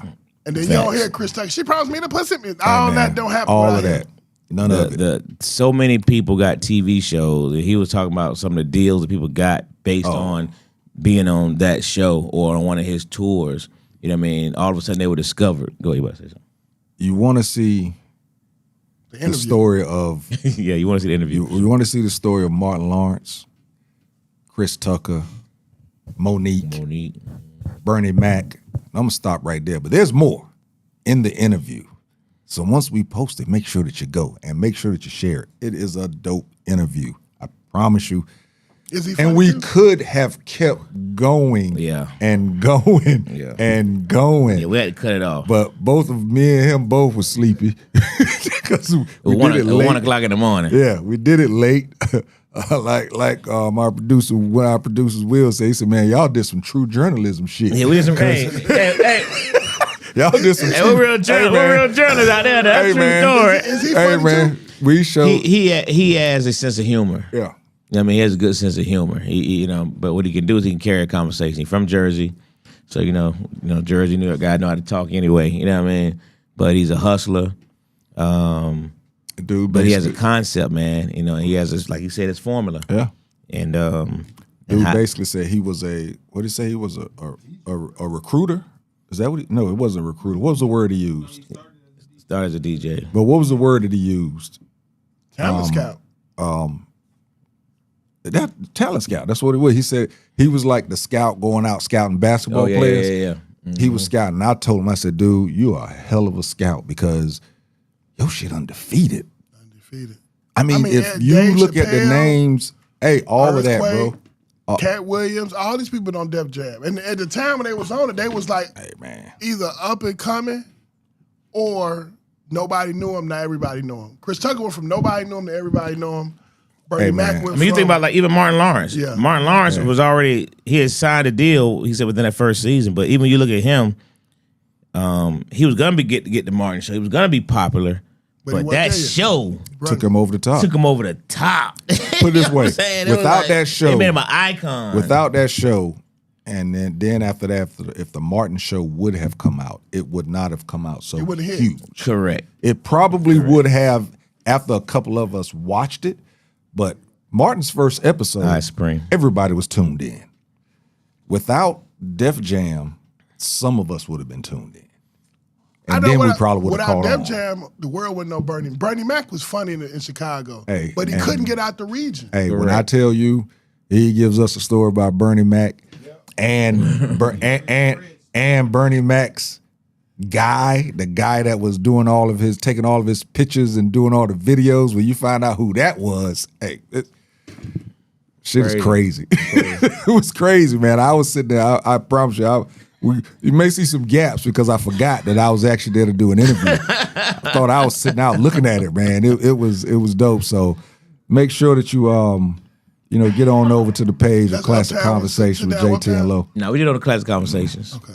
Yeah, make sure that It was get so on there good. and check it out. We were talking about earlier how we might try to figure out how to put it on both platforms because Just do it, baby. just to make we want to we're gonna get it out to the masses. But it was fire. It was a great interview. It was a great interview. That was fire. Yeah. Bob, good people too, man. Bob, good people. And What do you do now? He do what he do. He do what he do. Got some stuff coming up. He's still You know, if you I ain't gonna tell you what he got coming up. You gotta look at the show. He's still in comedy or he in a whole nother He's still in thing? comedy. Yeah, He came down here. And he spoke about it briefly on an interview. We talked about it more off camera, but we did a thing for him at the old club where he's still a talent scout. So he's just putting together stuff, putting together rosters.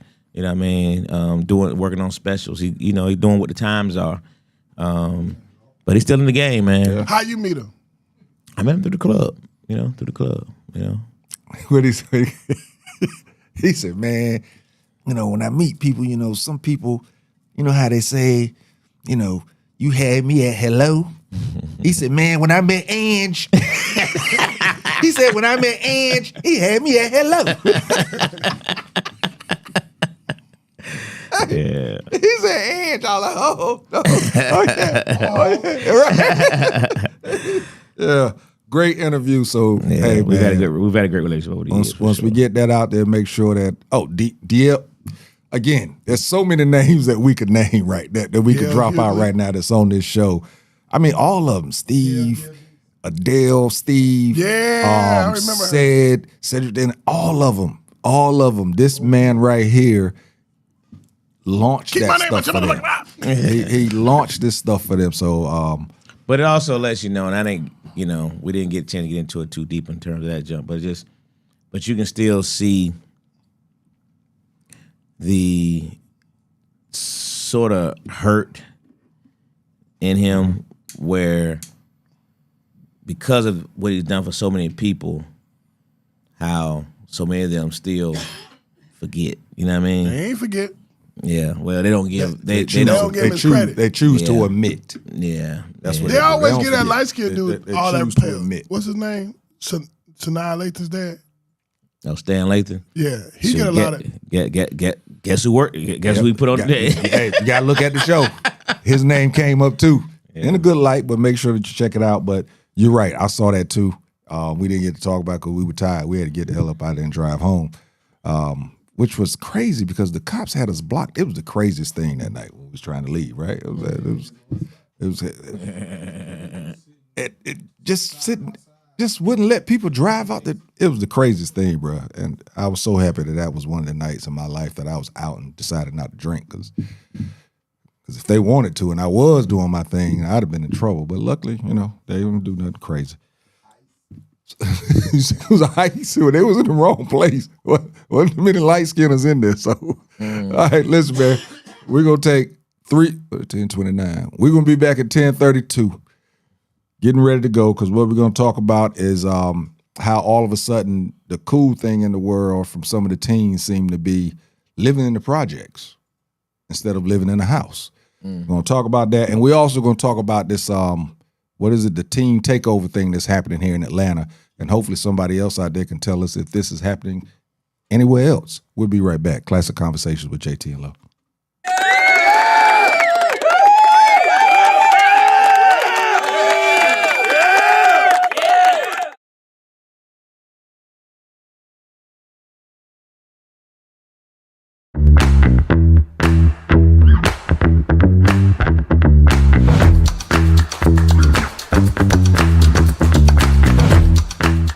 Listen, man, I've had iPhone 11 for a long time since iPhone 11 came out. What? Yeah, iPhone 11, and I wore it with pride because I was like, I'm not getting a new phone every time one of these things come out. That's fair. You know, the whole family got better phones than me, and it's okay. So I'm at Sam's, right? And I'm unloading my cart, and my mom calls me. I put it on the speaker until I get my Bluetooth. You look in the parking lot, it was dry to the left, it was dry to the right, it was dry everywhere you could see. My phone's on the back of the trunk. It fell down in the only freaking puddle in the entire area. And that phone went face first. That joke ain't been back on since, man. It went zoop. So Lo, I'm gonna just go and tell you something. That iPhone 11 decided it wanted to die. It jumped. It jumped ship. That is funny. That iPhone 11 was like this. He can't keep pushing me like this.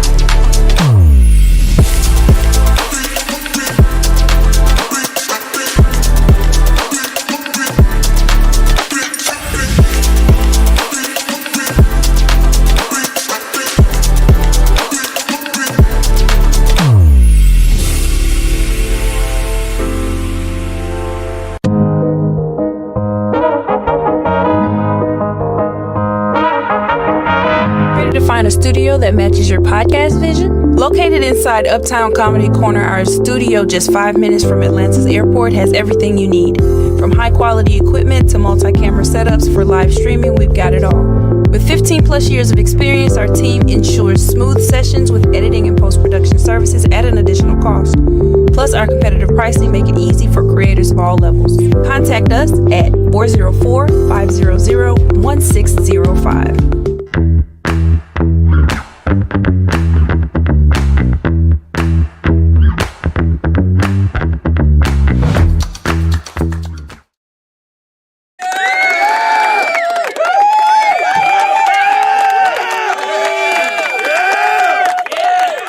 Classic Conversations with Jae Tea and Lo, and we are back.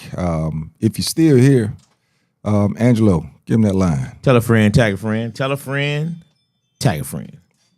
Dwayne. Push the goddamn button. There it is. Not now, but right now. You dig? All right, so we're going to keep it moving, man. Recently, there was a Instagram video put out. This young lady, teenager, was talking about how she has her mom and dad lives in the house, and she was like, I be trying to figure out why my mom got along with my dad.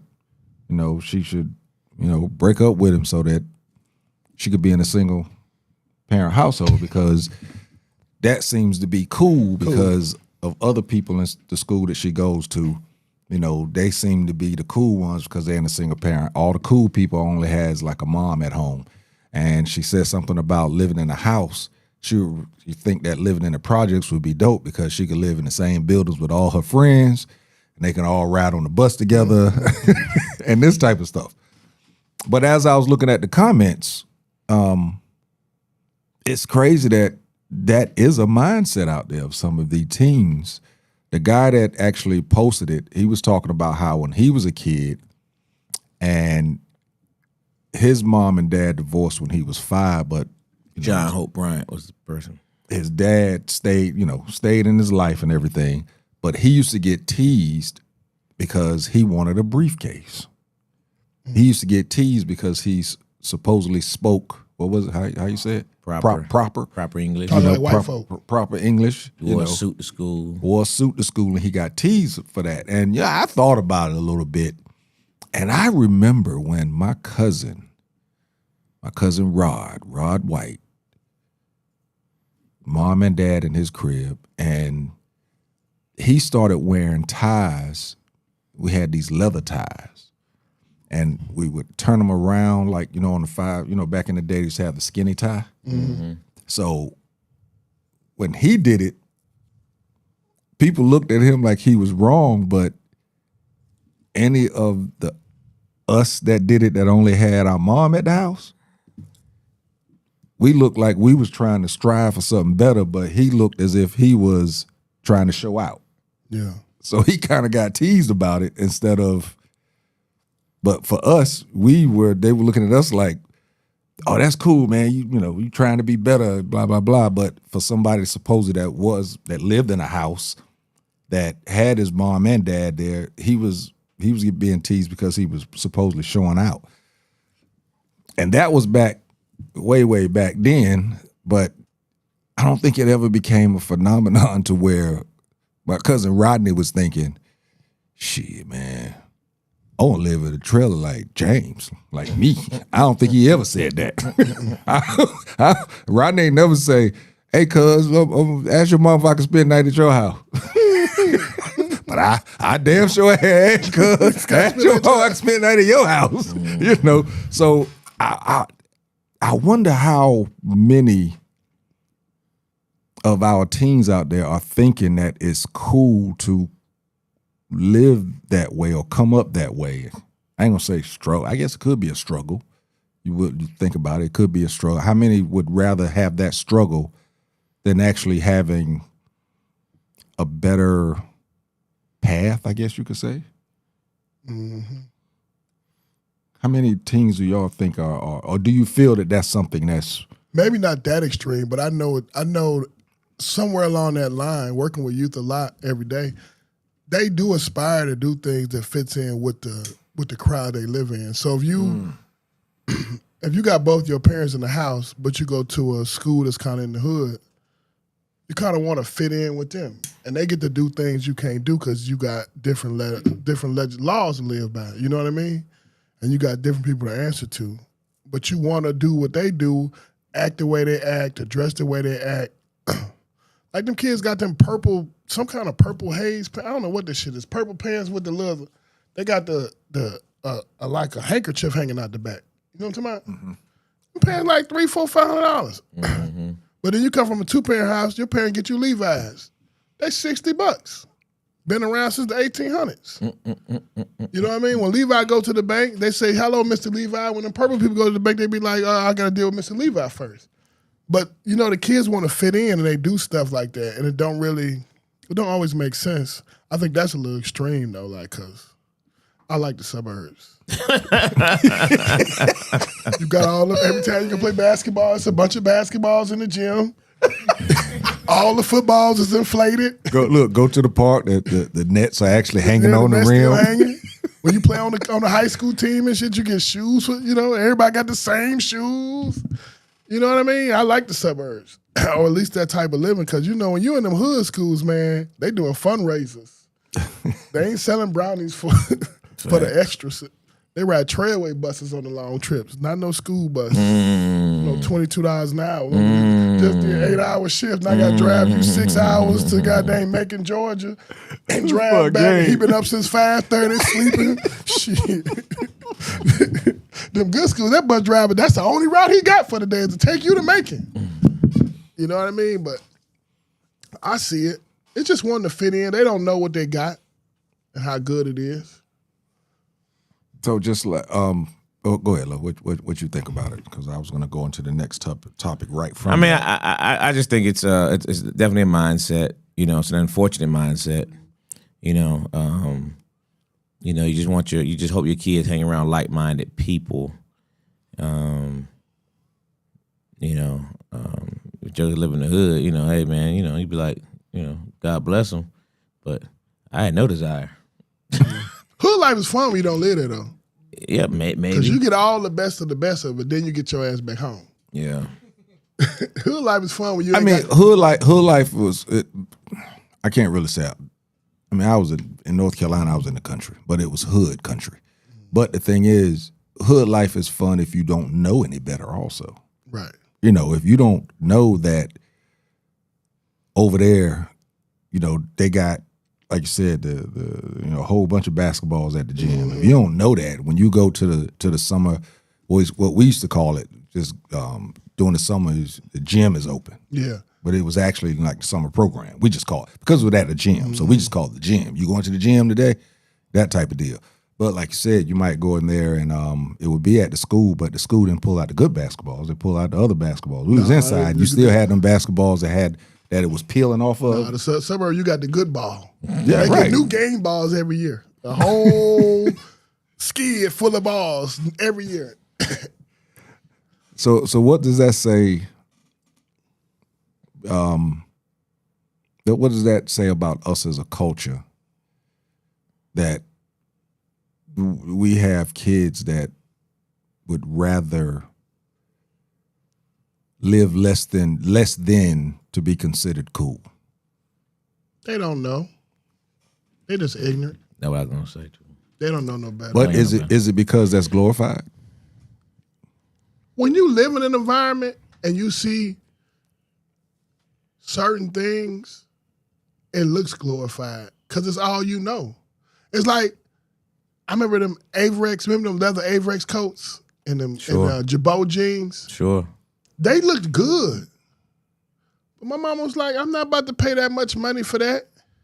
You go down here to J.C. Penney's and Montgomery Wards and get 5 pair of pants, you be good for the whole, you know what I mean? And then when you live in an environment where that's not the standard, you don't have to look like that to fit in. So a lot of times when you live in that substance living, you trying to fit in.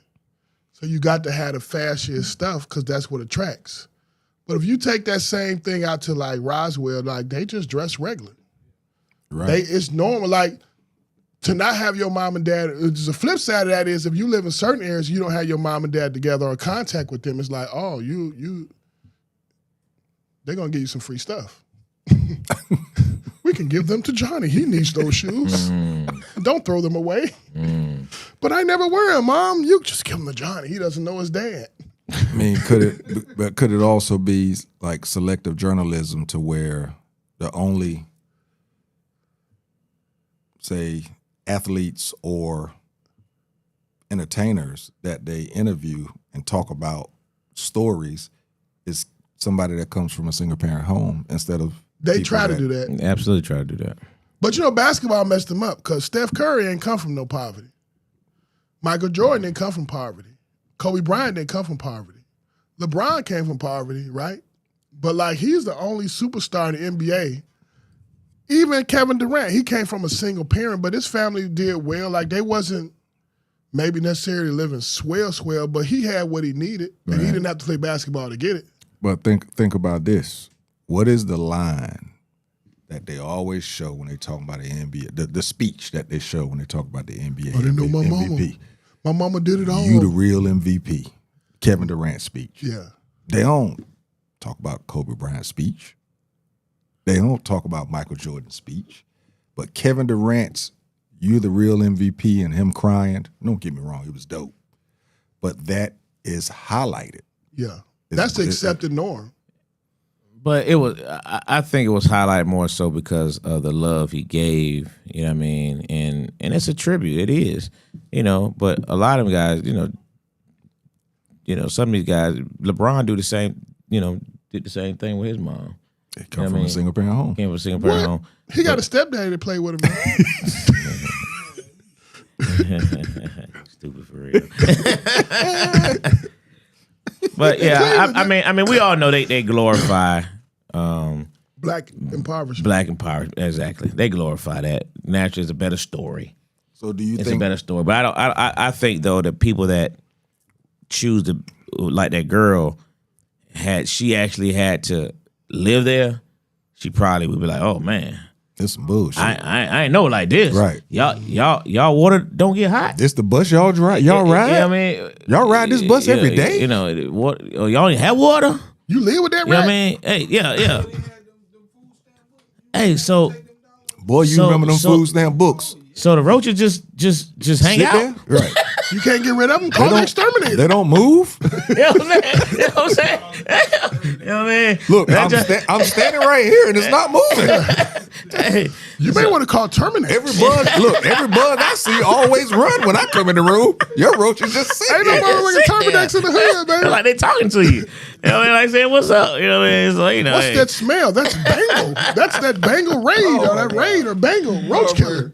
Oh, bring that something. Yeah, well, yeah. You don't do nonsense. Oh, y'all bring back some stuff. Oh my God. Oh man. You don't have that non-smelling ant home that they can run into? Oh, bitch, this Bengal. Oh, the roaches. Y'all got me with that one. Damn. Yeah, jump sound good. What do you think about that jump, man? Bump that. That's what I'm saying. It's fun when you don't live there. Yeah. You look back on it. If you live there, you look back on it, and you can have the comedic side of Yeah. it. But when your ass was in it, you gotta turn the lights on and wait for the motherfuckers to move. And Remember getting your ass whooped for losing the key? You remember you live in the hood, you lose the key, get your ass whooped. boy, you better not lose that key. You better not lose that goddamn Hey, you key. better not lose that key. All around the neck, boy. live in the That suburbs, was part of your doggone clothes. Hey man, It was your shirt, your shoes, your pants, and your key. mine hung low to make sure it didn't get pulled in my shirt, up under my undershirt. Hey, when you live in the suburbs, we just cut another one. Did you use the code? The code, that's it. Nah, when you live in the hood, lose that key. Watch your ass up. Mom, can you open up the garage from your phone, please? From your phone. I left my key. I tell you another one. I tell you that. Don't lose What your up, key. Frank? Hey, and fuck around, open that door up. And your mama said open that door. That's her ass whooping. I ain't lying. Mama, it was Uncle James. I told you to open that door for no goddamn body. Fuck if your uncle, your grandmama, don't open that goddamn door up. I don't give a fuck if the police come. Don't open that door. Open that door up, boy. You look at that. Don't answer that phone either. It was Uncle James. What you talking about? That nigga on crack, he still, motherfucker. Uncle James robbed the whole house. But Mom, it's your brother. I don't give a fuck. Mama, what is... I told you to open that goddamn Look, door. Mama, what is cereal at? I told you not to open that damn door. James took it. Oh boy, yeah, we went somewhere else, y'all. She don't know about all that though. Went somewhere, right? Yeah. She know about the double dutch and the goddamn. Ooh. Hey, all she got to do is if she get on that bus one time. And get Joan. She get on that bus one time. And with them your mama jokes, and you ain't ready to come back with nothing. Hey, you always start crying. like I said, I was in the hood and was supposed to get on the bus, but I found a partner of mine that had a car, and I was like, I don't want to ride that bus, bro. I damn that bus. If you ain't got no jokes, don't get on that bus. It don't have any human flaws. If you got one human flaw, you get on the black bus, nigga, it's about to get it. Oh, gap number. Your socks don't match. The whole ride, too. Your socks don't match. The whole ride. Boy. It be 50 minutes. You be in there slicing your wrists and shit. They don't stop. Look at this old cut your wrist ass nigga. Oh, jump out the window while it's moving ass nigga here. Ain't no love. Zero love. Zero love. Buzz get off, you be in there crying, shaking and shit. What happened? Bitch can take them jokes. Yeah. Boy, yeah, that's some tough skin, man. Grab your mic. Yeah, you know. You're always talking out. Ain't got no mic. He's been gotta have a conversation. We looking crazy. We sit up here looking at all the time. We can't hear the guy. What is he saying? I know. Yeah, but she don't want all that. She don't know what she talking about. She don't know what she talking about. You know what I mean? She's blessed to be privileged not to have to deal with that junk. She had to. But it's a sad mentality though. It's a real thing that people actually think that way. But yeah, no. I said my 14-year-old daughter doesn't have a key. She got the code though, right? Your daughter 14 now? Yeah. She don't know. She don't got no code. No. Every time she got to get in the house, somebody let her in. Yeah. But let's go back. For real? Your daughter 14 now? She's 14. That's crazy. And she does not have a key to the house. Dang. They talking about how old she is. They just met. She was just 2 last week. You know what I mean? I feel like it. No. But come off that big money now. That's them. God. You about that Dwayne, $3,000, $4,000, $5,000. Me up too. I like that. She swim and all that still. Yep. Yeah, that's 5,000 Hey, now. how old are you, Dwayne? Damn. 42. Man, that nigga been fucking. He just started. Damn, boy. God, man, that's great. Yeah, they folk don't know no better, man. They don't know no better. They better be lucky. You know, Joe be joning guys, people who dress nice and all that stuff. It's usually a jealousy factor. You know what I mean? You know, you get to, we ain't have a lot of people dressed like that. You know what I mean? I remember Sam Robinson was on the one. Sam Robinson come to school every day in a suit. Oh, wow. Fly. Every day. He came in a suit and held the books like that. Hey, boy, you know what I mean? You know. What he do now? He probably a doctor now. I wouldn't be surprised. No, I say this, and I don't mean no harm in it. Saying it is every AP student that I was in class with is successful. I don't mean it in a bad way at all. All of them, you know. But they don't think about success at that age, though. They think about popularity. Yeah. About popularity. And but like you said, the person who comes off, like you said, as the smart kid that does their work and has their book bag or book, because like what I would say is, like you said, the hood kid is gonna bring that one book. We gonna go, you know what I'm saying? We gonna get all our books gonna be like we carrying one book. Maybe the other book, you know what I'm saying, just to get to class and not be prepared, as opposed to the kid that's prepared. And back then they had all your classes were, everybody was always kind of mixed in. Like, hold on, you about to say you got one classroom? No. I thought I was about to say you had one classroom. I was just saying in terms back of then, you didn't have one classroom. I'm saying kids were kind of more. Now I say that only because I don't know how all schools are, but like I asked Asa once because Asa is my cute little nerd. I always say he's my cute little nerd, although he's about to be 18 in a few days, so it's hard to even call him a kid anymore. But I used to ask him. I say, man, you don't have no problem with bullies or nothing, do you? You know what I mean? Because Asa's, small frame, you know what I mean? He's a nerd, he's a cute little nerd, you know what I mean? And I asked him, man, you don't have no problem getting bullied. He's like, nah, nobody bullies me. He's like, whoop whoop. He's like, and really, the people like that, they don't be in my classes anyway. They on our hall. Exactly. He said, they don't be in my class anyway. I was like, good point, you know what I mean? But now, backing up again, Asa's about to be 18, bro. Yeah, man. March 11th, man. He about to, what's the day? In a week. Hey, man. Over a week, man. Asa going to be 18 years We're going old. to make it a rule at Classic Conversations. We not saying ages of kids no more. All right, bro, I remember when Ace was born. Damn, that's crazy. Everybody be 18. Asa made a decision yet? We're going to UGA. Yeah, he's going to UGA. Crazy. Yeah. Cheeseburger had a briefcase full of remedial study books. So,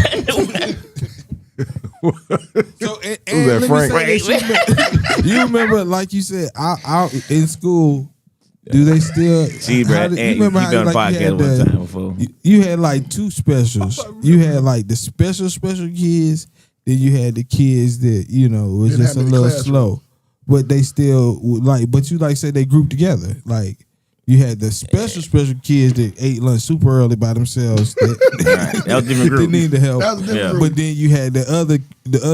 They were still sprinkled in with the other kids, the regular kids, but then you knew that they had their own separate class. Do you still in the school? Do they still do that? That's how they do it. So you got co-taught where you get the kids, they sprinkle in with the regular kids. And those kids usually just need a couple tools. Yeah. Right? They're not really low. It's just they may have a learning disability They learn or something. different. Yeah, But then you get them a couple tools and they learn how to work those tools over years. They cool. They just got to make sure you're working them. Then you got the kids that segregated. Now, them jackets, That's a little bus. That's a little bus. Now, that ain't a little bus, but that's calculator efficient. They still doing this in third, fourth. Then you got the kids. Then you got the kids go to field trip every Friday. Grocery store. they go grocery shopping on Friday. Hey, man. How they go to the I'll tell you public something. library, check a book out, Look. return the book next week. Hey, I ain't gonna say his name, They go to the garden. Look, Friday, about 12 o'clock, they coming back with Zaxby's and shit. They went to Kroger's. Then they played on the swings. Now they coming back with Zaxby's. And He said Zaxby's. hey man, everybody hold hands. I know we were separated because I ain't gonna say his name, but I got a cousin of mine.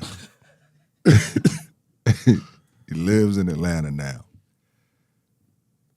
We graduated the same year, and I promise you, I cannot remember ever seeing him in school. Not air grade. Not air. I was in the same school. Got off the same bus. I I don't remember him in school. I said, "You graduated when?" He said, "85." I said, "The hell? No, you didn't." That nigga got social promoted back then. From what school?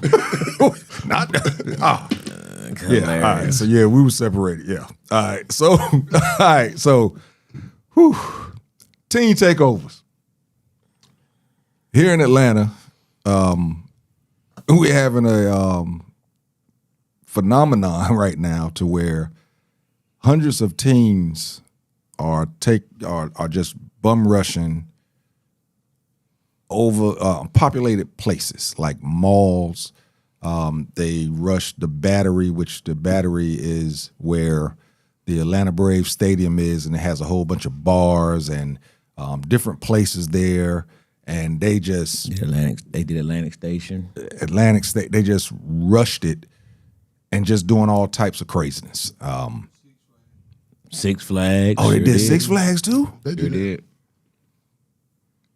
That was crazy. Yeah. But it was the same concept.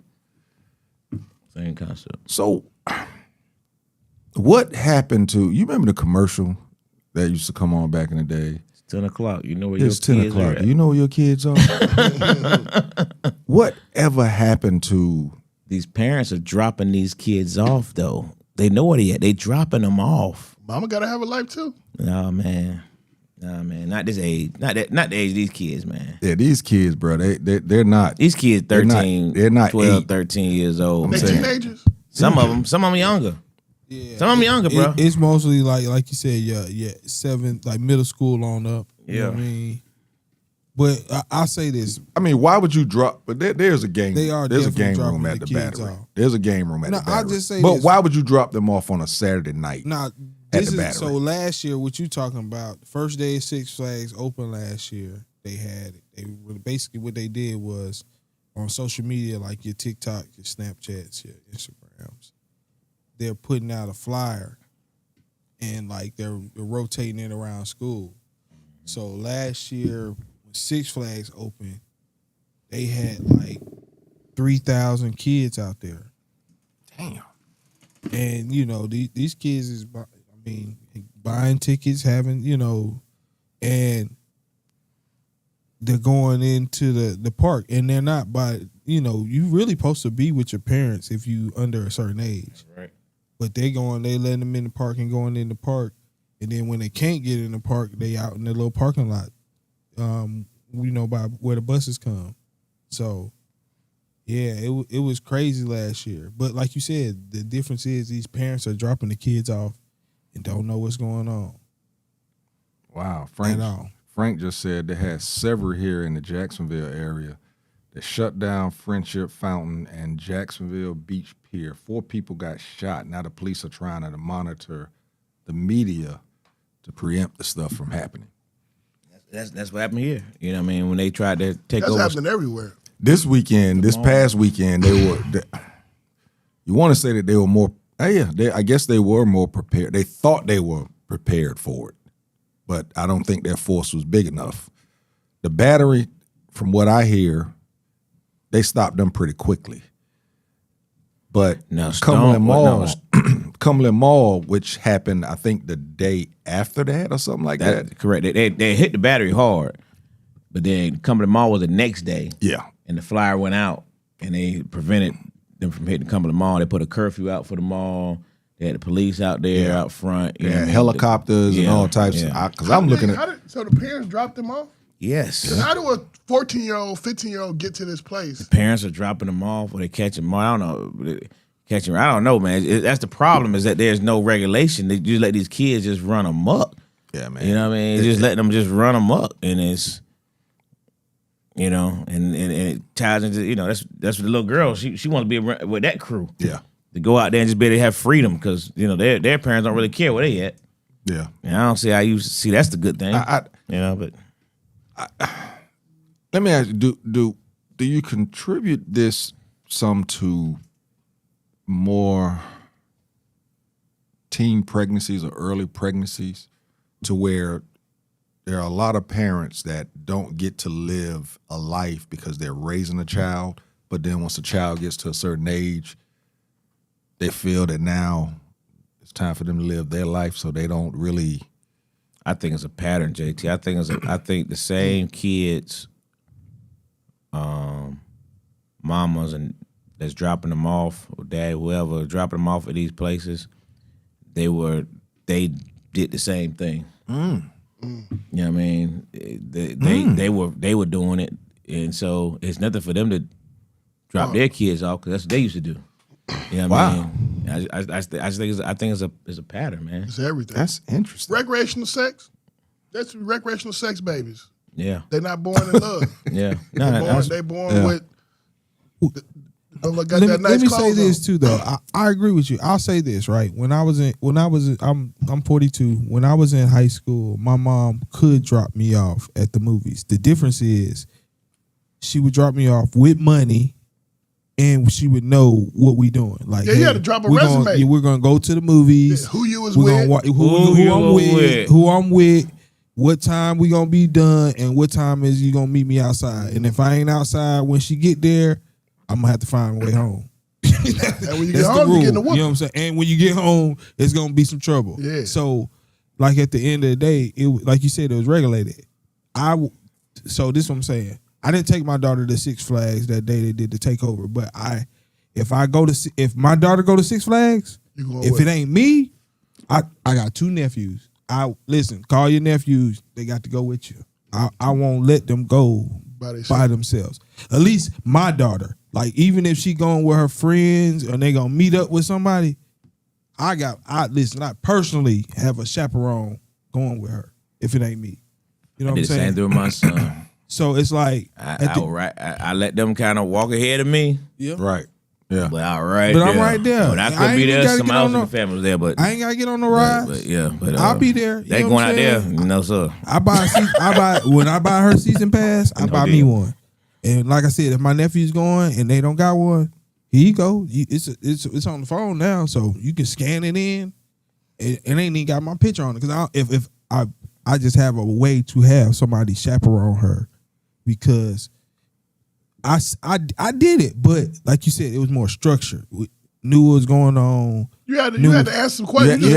You had a respect level for your parents. Correct. You didn't. When I was a kid, bro, I did do some bad stuff, but there was a lot of things that I could have done that I didn't do, just because I thought this could reflect bad on my mom, and she's already a single mother. You know what I'm saying? And it was just a respect thing for her to not put shame on her. And I don't. How many brothers and sisters did you have? One sister. My sister didn't do a lot. She didn't do a lot. But if she did, I was there. That's what I was going to bring up. If she did, I was there. I got 6 kids, so it's like, you ain't going by yourself. And you taking the one you know gonna tell. Yeah. And the thing is, you can go. You gotta take him with you. Yeah. Even if my sister did do something where I wasn't there, there was cousins and friends that were my age that were in the area. Did she have to go with you when you went?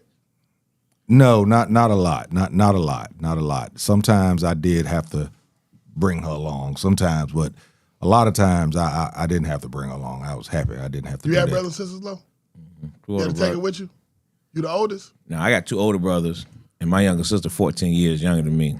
So wasn't no. You had to take the 14. I had to babysit a lot, but she wasn't rolling with me. But I had to stay home with her a lot. Yeah, I looked up by. But my older brothers, we times is different, man. But you take your brother because your brother gonna look out for you. Yeah. So you the baby boy. My oldest brother didn't necessarily want to have to take one of us with him. You know what I mean? Because he was trying to get a kiss or something. Maybe, but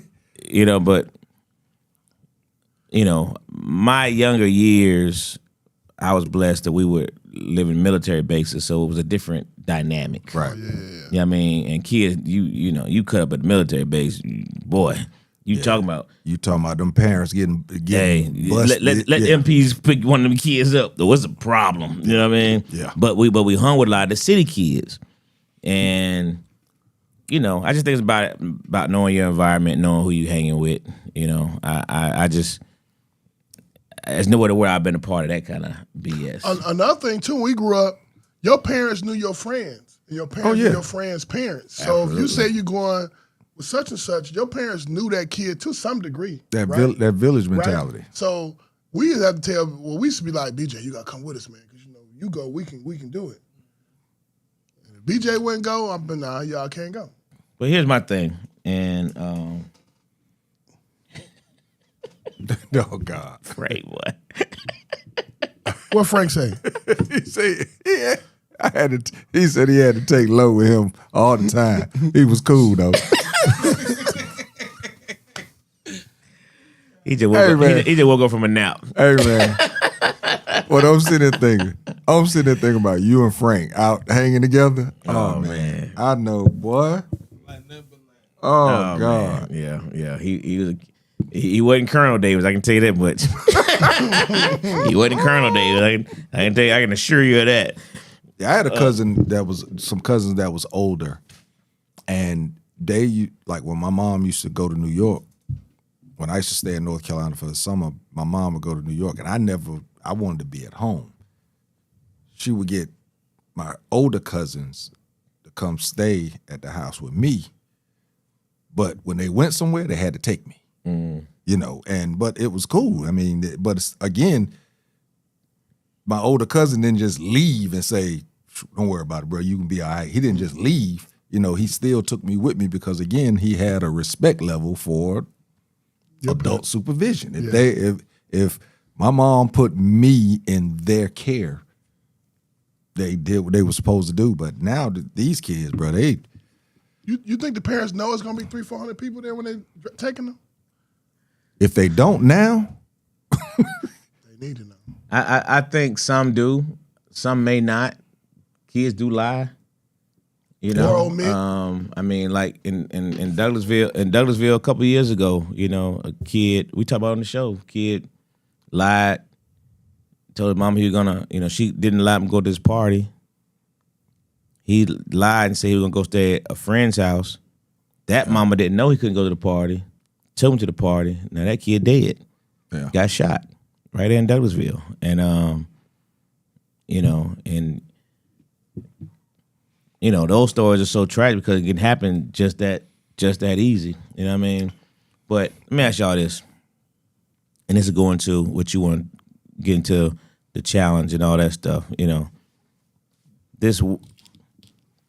I have an issue, and it's been bothering me, especially when I start seeing this BS here and the shootings and all this teen takeover is like when you talking about earlier about glamorizing the hood. I have an issue that we've now glamorized the YN. We're glamour, it's become, instead of becoming a negative, it's becoming a cultural thing. A joke. Like it's okay. Yeah. Oh, that's the YN. Like that girl said the other day, you got a YN. I said, no, I don't have no YN. You know what I mean? Ain't no YNs in my house. You know what I mean? Ain't no YNs around me. Right. You know what I mean? None. Zero. You can't be around me. But I mean, do we feel like that's become just accepted? It's like an accepted term now. It's like it's okay to say, I got a YN, or that's just a YN. You know what I mean? It's like because the YN is derogatory. It's supposed to be, but that's what he's saying. It's flipping. Yeah, it's flipping. Flipping. Yeah.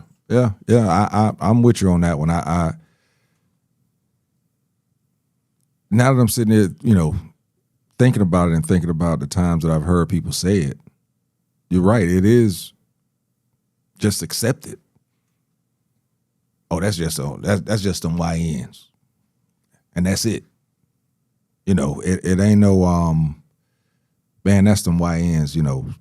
Got to go over there and holler at them.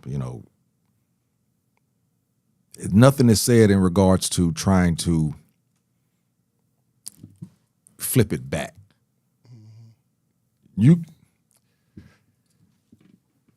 I'm trying to see how the best way to. You can be a young. You can be mischievous and young, or energetic and young, or rebellious and young.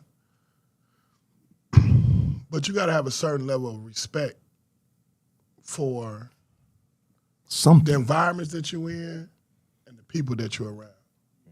That part. That's good. So I swear to God, no kid That's good. grew up cussing more than me than us. But ain't no way in the world if I seen your mama, I'm gonna be cussing like that. Even if it's at the, I'm sorry, if I'm at the gas station, I got my radio playing loud, and I see your mama, I'm sorry, Miss Lowe. Yep. Now when she leave, bitch better have my money. Then it over, let me see it. But when she present, it's not there. Your father present's not there. It just happened yesterday at the flag football field. When we sitting around talking, oh man, that fuck nigga, oh man, fuck that shit, boy, man, that bitch crazy. All men is around. I saw, because yesterday there was a lot of kids at the field. And I saw this little girl come walking by. And there was a group of guys. Me and Ray was sitting back talking. There was a group of guys standing here. And they turned around and spoke to the dad. But the stuff they were saying in front of this little girl who she had between 4 and 6 years old. What up, my nigga? Man, that's some bullshit. I'm sitting there like, wow. They sitting there talking like that in front of this little girl. So that they're doing it in front of adults.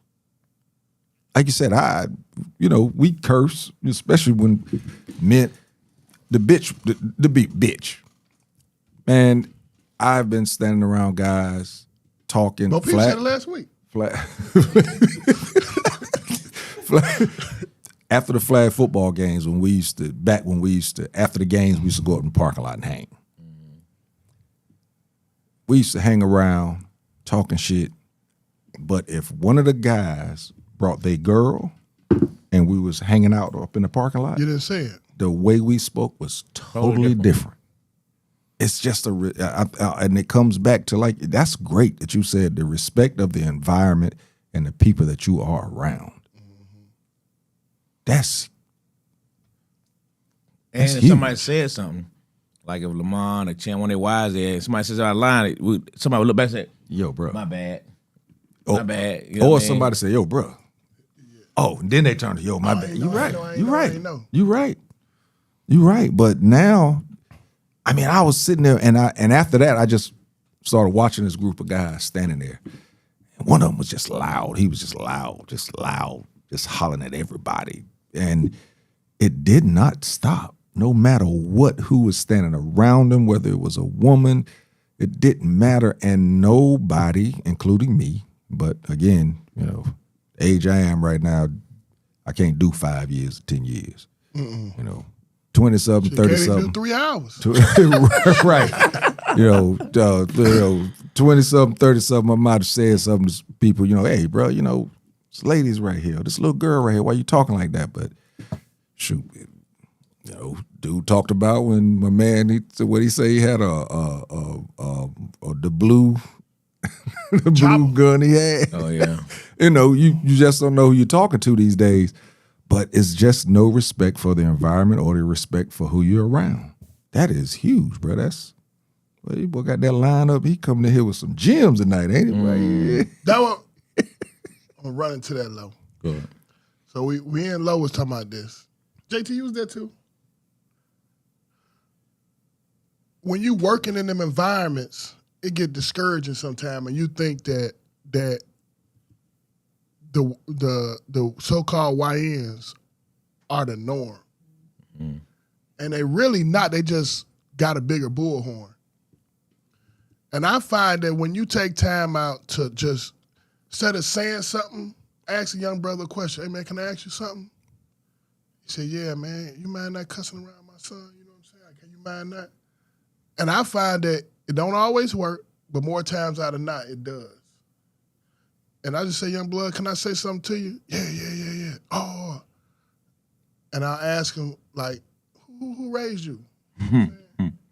Because then, and the thing that you find most often, and this is what we get into a lot, masculine love and affection, which presents and is different energy in the female existence, right?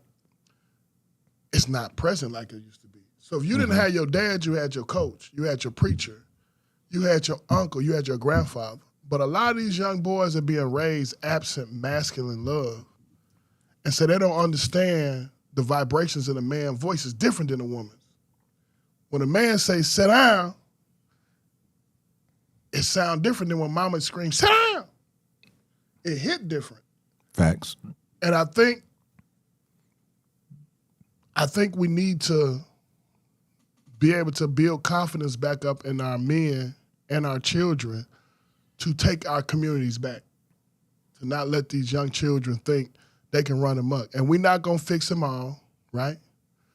But we need to make sure that we step up. So then I brought in this law. I said, Lo, well, let's do a 1,000,000-man challenge on Classic Conversation, funded under 4 challenges, Black Man Rise, and present positive images of Black men with Black children and post it on Classic Conversation, just a picture.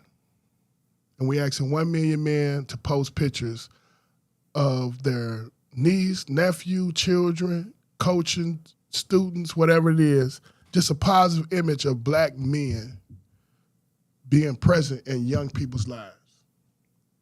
You think we can get 1,000,000 people? Or die trying? We can try. We're going for it. Let's go for it. We're going for it. We're going to present 4 challenges over 4 months, so 30 days, and just giving men encouragement to just keep out there, because these YNs got a bigger bullhorn. They speakers are louder, but they ain't more people.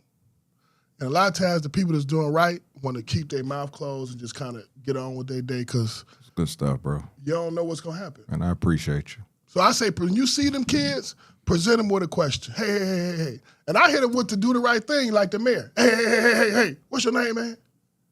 Do the right thing. And walk away. And all that do is plant seed for you to come back and say it again. Then after the 3rd time, you say, what I'm going to tell you? And he said, do the right thing. I said, you been doing it? Yeah, man, yeah. You know, but they got to know masculine. Just put it in there. Yeah, you got to know masculine affection is different than female affection or feminine affection. And you got to have a balance of both to be, and without that balance, you get the teen takeover. Without that balance, you get the kid at the gas station or the kid at the thing, like he feel like he can cuss.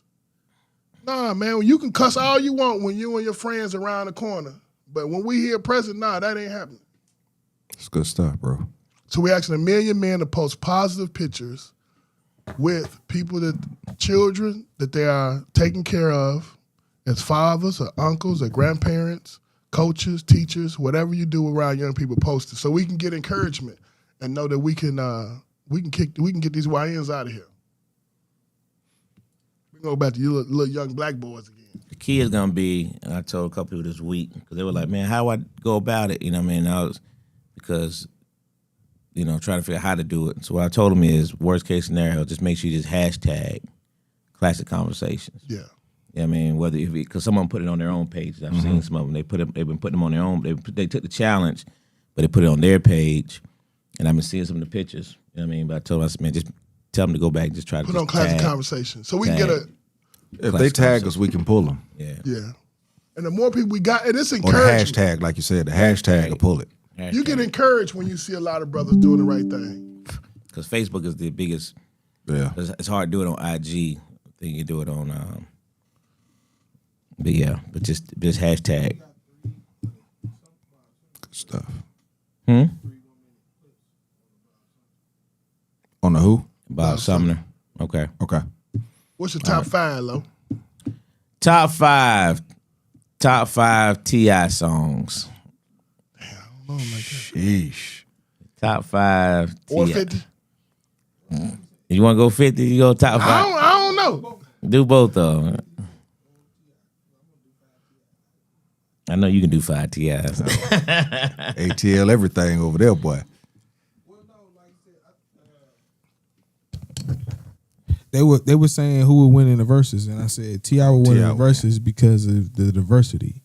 Like 50 only got one, 3 or 4 good songs. No, he got like 6. Yeah, he got like 6. Okay, he got 6, but I mean he ain't T.I. Nah, there's no disrespect because I ain't got none. But what I'm saying is 50 got like in the club. Yeah. Can't nobody touch that. T.I. ain't got no song that big because he locked the summer down for 2 summers. But after that, he got a couple good songs in there. I mean, like much respect for his game, but he ain't got a catalog. No, not for no verses. No, He knew that's why he want to go get a tip. he Exactly. ain't got no catalog Yeah. like that. If he did think it, when he got back and told somebody, they were like, "Hey, dog, you sure you want to do that? I don't think you ready for that one." The only advantage he would have is to try to do it in New York. Like that really be on his advantage. T.I. got that nigga in New York, Hey, L.A. man, T.I. I'm saying that would be only advantage 50 would have because he would need that. And that would be there as in crowd applause. Do you? Hey, But you it Atlanta wouldn't guy. be social media. No. Let me ask you a question before we go. Do you think T.I. You think 50 Cent Rise was bigger than T.I. Rise? Like that up in the club. And then Many 50 Men. Cent had the highest selling individual first week out. So he had a great one sprint. One sprint. So After he that won the was it. Olympics once. T.I. done been a few times. Yeah. I'll say this. T.I. like Kevin Durant. He don't want 4 gold medals. Yeah. Correct. No, I'll say it sounds crazy. Yeah, I agree. Yeah. All right, number one, thank you. 2 championships and 4 gold medals, and He got a little silver in there too, a little bronze, but he been to the Pinnacle. podium more. a couple times. Yeah. I agree. That's why I said the difference with 50 Cent really only has 2 relevant albums. That he got can 2 even songs pick now from. that when they come on to this day, but I'm I saying, still but that's think- what I'm saying. Like, but but it's only 2 albums. T.I. got on at least 2 5 songs. albums. You talking about 2 albums? When I say That's what albums, I'm saying.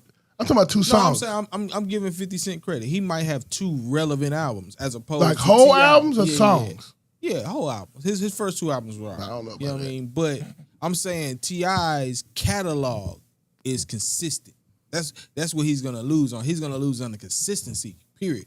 Because, like you said, even 50 Cent touching the generation now, he's touching them in a different way. He's not touching them with music. He's touching them with movies and TV shows.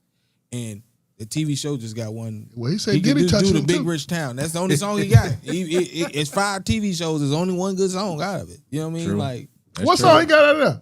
Get rich. the down. little intro. He can On probably Power? play the Yeah, little the intro on you know what I'm Power saying? Joint is Oh, that shit fire. count. Yeah. Oh, but I'm the saying- first one. The first but one. I'm The second saying one that wasn't that's that how good. But that he's- first that's one. That why he he can- switched it back. But that's Yeah. what I'm saying. That They got too first many one was complaints. They fire. got so many complaints. We try to remix. They were like, "Oh no, Correct, man." Exactly. So They're like, that's "Oh what no, I'm man, saying. go back That's to the other only one." way he can reach the youth now because that's how they know him. They don't know him by music, and T.I. is still relevant enough to know him by music because T.I. really don't care. He just kind of like living. Yeah. But I say this, like, this is how relevant T.I. is. And even like a Young Dro. Shoulder Lean went back, had another run this whole summer. Yeah, it did. You know what I mean? Like, especially through like TikTok and things like that, that song went back on another run to the point where the artists were able to, book shows based off of a song that they released 10 years ago. You know what I'm saying? That's how hard. I don't think 50 can do that. Like, 50 can still He tour can't. on his old stuff, but it's because he got diehard fans that want to listen to the first 2 albums. His show is gonna be consistent of the first 2 albums. It's not gonna have no new music on there. They're not listening to the new 50 songs. Even if he play a new song in the show, they're gonna be like, play that goddamn Mini Men. Right. You know what I'm saying? What you got, Dwayne? Oh, okay. My top 5. T.I. songs. Number 1, Rubber Band Man. Bam, Wild man, as the wild as Taliban. the Taliban. 9 in my right, 45 in my other hand. You hear me? Right. Number 2, ASAP. Okay, you know, I'm a big ASAP song. I remember. I'll even say this story about Rubber Band Man. This is how popular Rubber Band Man was when I was in college. I went to Clark Atlanta University. We used to have a promenade, right, where it's a library on Clark Atlanta Promenade. It's not there anymore. It's they paved it so you can't even drive through, but you used to could drive through. And the library's right here. Then on the other side was like a bookstore, a convenience store, just a place where people could just hang out on this strip, right? When T.I. dropped Rubber Band Man, when the album dropped, this is no lie, we were outside. They had a DJ at the bookstore. They played Rubber Band Man for an hour straight, and the whole AUC was on this strip at this time. Cars driving through, trunks open. Everybody is they played Rubber Band Man for an hour straight, and everybody was jamming the whole time. No lie. If you went to Clark Morehouse, because this was sophomore year, and Morris Brown was still open sophomore year. So Morris Brown, Spelman, everybody was on the promenade because our library jamming because our library was 24 hours. How many people got shot? Nobody got shot. Imagine that. Nobody got shot. Cars was able to drive through. And let me say this: the promenade's closed because people got shot on it. That's why they closed the promenade. So it used to be able to drive through. Then some people got shot on the promenade like twice in a couple of years, and they paved that mud. So yeah. Okay, Rubber Band Man ASAP. Number 3, I'm Just Doing My Job. Okay. Number 4, Let's Get Away. All right. Jazzy Faye and T.I. And number 5, She a Freak Though. The original Pharrell and T.I. banger. My first, I mean, what's the name was a banger too? He Pussy Poppin' #1 was the banger. But yes, when She a Freak Though came out in college, ooh, that said it all. Because that came out in college, and if you know anything about HBCUs, it's a lot of freaks on there. So if you know, we were talking in my group chat, and we were saying that one of my friends' wife went to Alabama State. He said, "There's a reason why my wife don't never go back to homecoming." God no. Hilarious. That's a true statement. That just happened. We just were talking about it last week. Hilarious. There's a reason why my wife don't go back to home. Found your 5 over there? Yeah, I got him. Go ahead, rock. I'm not as familiar with him, but I remember Money Rose. What song is that? 24s. I remember that came out, and we had that. My homeboy had that, kind of like Usher had that Avalanche on the 24s. That was monumental to me. I like the collab he had with Killer. What's the one he had with Big Boy? I Ain't Never Scared. Oh yeah, Killer Mike. No, Bone Crusher. Bone Crusher. Killer Mike. Yeah. King of the South. Okay. He got another track. That's 3. He got another track with Big Crit. I can't remember the name. Fast moving. Yeah. I know exactly what you're talking about. And I'm going to pick this song, not because I'm going to pick 2 songs. I like the one he got with his son on that Libra song, the Libra album. And I ain't going to pick a song, but I like T.I. do this. He'll take an artist that really not just like on the cusp of going from local to fame, and he'll get on the album for him. You know what I'm saying? I like that about him. He'll get on somebody's album that he way, way bigger than, But he'll drop a track on there and like, here you go. Like, you on now. That's my 5. All right, then. I'm going to start off with Tip at number 5, Swagger Like Us.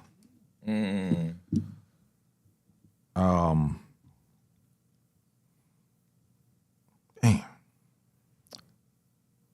I put down shit for both of them. Then I'm going to go with 50 with Candy Shop. Then I'm going to go with Tip with Whatever You Like. Whatever you like. What's that, 3? Mm-hmm. Damn, I don't know how to put these 2 in 1. But I'm going to go with 2 is going to be Tip, Bring 'Em Out. Bring 'em out, bring 'em out. It's But hard. number with the 1. barrels in your mouth. Number 1, I have to go with 50 and the Game joint. Hate It or Love It. The beat on that damn thing is so fire. Yeah, it is. That beat on that thing is fire. But I'm gonna tell you something. Bring 'Em Out. I don't Play care. football. That's the I don't football care song. what platform I'm listening to. When they play that, it's just different, bro. that thing hit. That's a football song. Yeah, That's everything song. You know when you get ready to come out the tunnel, Yeah, bring 'em out, absolutely. bring 'em out. Yeah, he getting. Yeah, he getting. I don't know how they do that in regards to when teams use their songs. Well, They boy, just use that Bring 'Em Out they thing. use that part. Bring 'em out, bring 'em out. What's in the barrels in Whoa. your It's hard to yell when the barrels in your mouth. That'll turn you up now. They ain't lying. That will get you right. All right. My aunt said she had to go to Naya to give her the songs because she don't know no songs. She got T.I. Memories. Back then, Whatever You Like, Let 'Em Know, War, and The Right One. She said, I don't know any. We know. Appreciate you still contributing. Exactly. Number 1 said, before I go, there are primary elections tomorrow in Texas and North Carolina for the U.S. Senate. Yes. My mom, she must have got with Zion. I know she don't know no T.I. songs either. She got Serious. That's a good one, though. Mm-hmm. Rubber Band Man, Let's Get Away, Soldier, and Urban Legend.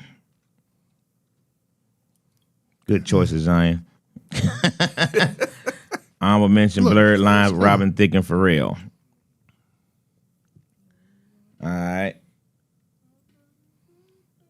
I also had Bring 'Em Out because that one is a classic.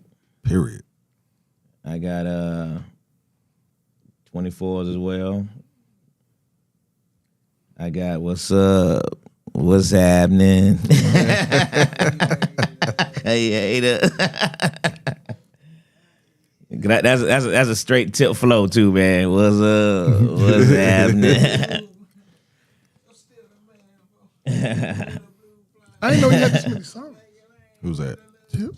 I got the remix with him and Dro. We in the city. Oh boy. Car ain't got no rules. What? Man. And it's funny every time I talk about Young Dro, man, because I remember Young Dro I was a police officer, and I worked off-duty job at Thurl High School. I would call it a Thug High. I would laugh at Dre all the time, that Thug High boy. But Young Dro was a student there, man, and it would, he's a skip too, you know what I mean? But he told me, he was gonna blow, and there it is. Joker blew. And every time he'd always see me, he would always be like, there go my cop right there, go fight, because yeah, he cool people, man. And then I'm gonna throw 150 Cent in there, man. Many Men, because Many Men is that one hit too. It hit. Yeah, that Many Men is a joint, man. Look, yeah, right here. Yeah, I gotta go with it. Frank says, shout out to my daughter, Senior Airman Zaria Davis, deployed to Qatar. She's getting promoted to sergeant tomorrow. Please pray for her safety and unit safety. She is scheduled to redeploy soon. Yeah, we talked about her at the beginning of the show, Frank. Yes, we did. So definitely praying for Zari out there, man. Angelo said you was napping. That's why you ain't here. He was napping. Yeah, hey, for real, man. Prayers to you, Frank, and the family and her. Congratulations on the promotion. Praying for her safety for sure. Yes, for sure. When he says she out there, like she can be engaged in war, or she just out there. That's where she's stationed. That's where she's at right now. I don't know. He can answer that better than I could. What her exact position is, but I just know, she's out there in Qatar. So that's Frank said, no doubt he was napping. He said, no doubt. I told you. You get that nap in now. I ain't mad at you, bro. I need to get better at naps myself. Ooh, God's creator's grace.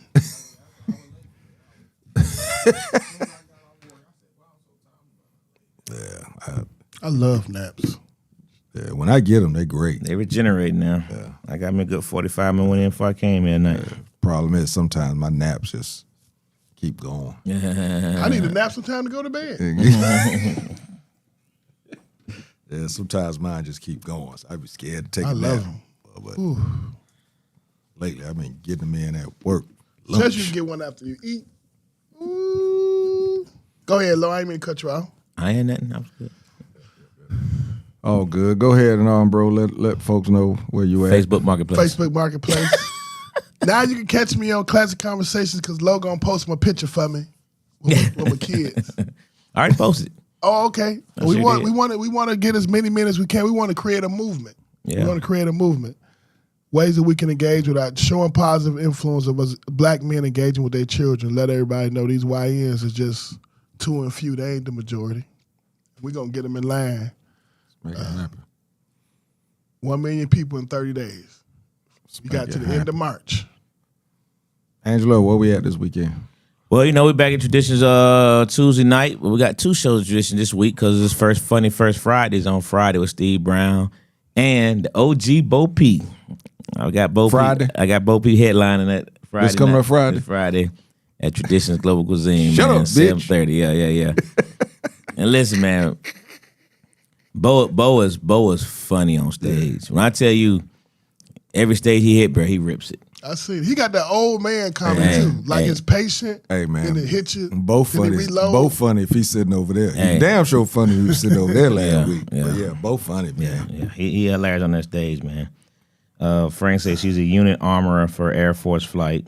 They're all doing well. God put her under protection of one of my military brat classmates from Berlin, Germany in '84. Amazing coincidence. That is an amazing coincidence. That's cool. How about that? Right. Small world. 6 degrees of separation, but I always say it. But then we got the show also. We got 2 shows on Friday night. Well, Thursday night we got Destiny hosting up there at the open mic. She had a real dope crowd last week. She's doing both performances. People want to come up there and sing, rap, poetry. We had all Thursday night.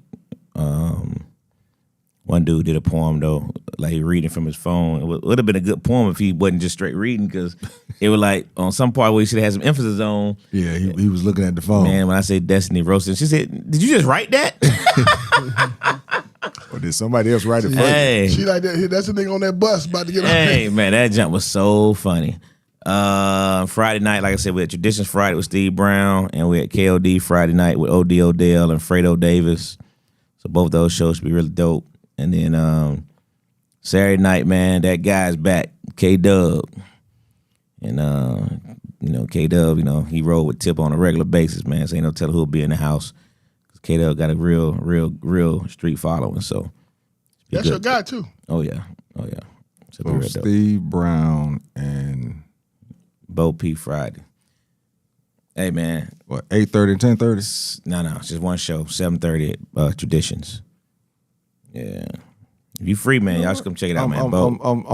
I'm saying it right now. I'm there Friday night. And Traditions is a dope spot, man. Really I'm there spot. Friday night. Friday night I'm Tomorrow. there. Yeah. What are they? I'm there. Right. South. Just keep driving. 75 South. Yeah, 75 South. Like going to Macon, but before you get to McDonough. Is it before? It's way before McDonough. Before McDonough, yeah. Right after Jonesboro? I know it's exit 233 on Yeah, 75. Yeah, I think it's right after Jonesboro. But I'm there Friday night. I'm coming Friday night. Yeah. Yeah, Put it out there, right? you have a good time. Be there. Yeah, we're gonna be there Friday night. For me, man, I forgot to mention it last week, man. Your boy actually made it to the big screen in the actually in the theaters. I'm in Scream 7. Now I'm telling you now, I thought it was good. The way it was filmed, boy, it looked like I was gonna get a lot of camera time. But it hit that cut table, and they edited things down. But I am there, and you sure enough will have enough time to see me. I'm just glad that my wife in the show, shout out to Roxanne Dover. She actually went to the premiere and she recorded it and sent it to me, so it saved me about $45 because I was sure. Like that, like old school. Yeah, she did that. Yeah, she did that. She did it and she sent it to me. But it was it was dope. I got a lot of people that actually I didn't know were Scream fans reach out to me and say, I saw you. Of course they didn't know I was in it, so they didn't try and record. It was too quick to try and pull your phone up and record it or whatever. But yeah, so if you got any Scream fans out there, tell them look for the gray beard. I'm in there. I'm the dad of the only little black girl in this Scream thing that actually got accused of doing some stuff. But I am the dad of her, so you'll get to see me in there frowning with my beard. You'll get to see it. God Guys, a stage play coming up soon. In May. Country Wayne, they reached out, want me to come back and get my Robert thing going on. The crazy thing is a lot of people has been reaching out. Actually, I've been running into a lot of people. Before I cut what Frank say? Before I cut the beard off, they were saying stuff to me about, are you getting unalive? He said, break, run away. Hilarious. Hey, man, they didn't show that part, but I actually did walk away alive. I did walk away, but they cut that part out. That was a good part, too. I was mad they cut that out. But it was a great experience being on a set that was actually for a motion picture. It's a little different. The budget was different. Got to sit and talk to some, A-listers. It was pretty cool. It was pretty cool doing that one. Like I said, God Guys, a stage play coming up in May, Memorial Day weekend. As soon as the tickets go on sale, I will let y'all know. Country Wayne reached out. Hopefully, Robert will be back in the fold of things real soon. Bloop, bloop, bloop, bloop. I think that is it for now. Damn, there was something else I wanted to say. I forgot it, but attributed to living for a long time. But that's gonna do it, man. Next week, we're going to get some stuff out a little earlier so that we can know what the hell we talk about. Instead of doing it on Monday, we're going to get us a topic before Thursday and let y'all know what's happening. Again, please go to the page. Make sure that you check out that interview. Share it. It's going to be dope. It is dope. Let me change that. Put it on Buffalo. It's major dope. Make sure that you go check it out. Give this man his flowers while he is here because he is one of the pioneers of the culture. I'm just telling you, he is one of them. Once you see it, you'll understand what I'm saying because of the things that you're looking at on TV right now. This man discovered these people, recruiting these people. You know what I'm saying? So make sure that you check that out. And that's going to do it, man. We'll be back. Said, was Mark Consuelo in the movie? If he was, that's Kelly Ripa's husband. He wasn't around when I was there. The only main person when I was there was the main girl. What's her name? The main one that's been in all of them. Yeah. I know you're talking about. She was there. The crazy thing is I was standing right next to her. Nev Campbell. I was standing right next to her, just like looking at them do some stuff. And then she said something and walked out there. And I actually was talking to her a little bit. Somebody came up to, that's Nev Campbell. I had no idea. Small, tiny. That camera makes people a whole lot bigger than what they are. A whole lot. I had no idea it was her. We were standing there talking, and she walked out there. But she got a lot of producer credit for this one because she did a lot in it. I saw her doing a lot instead of just mostly A-listers that go back to their trailer when it's not their scene, but she was actually out there the whole time. So that was pretty dope. So yeah, we will be back next week, man, 8:30ish as always. Earlier than this week, I promise. Wait, next week. Yeah, earlier than this week. We're gonna get started a little earlier. So that'll do it, man. Classic Conversations with Jae Tea and Lo. And we out. You dig? Peace.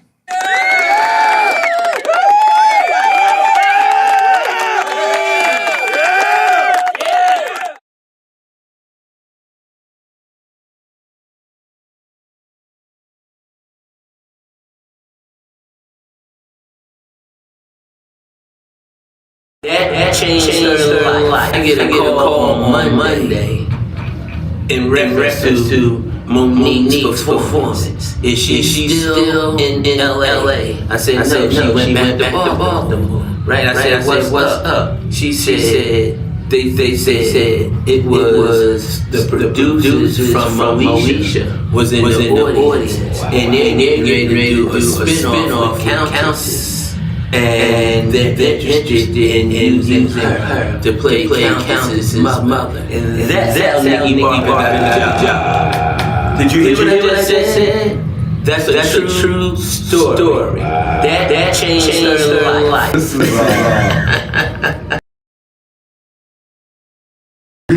is her stuff's not being used. That's because she took that whatever that was.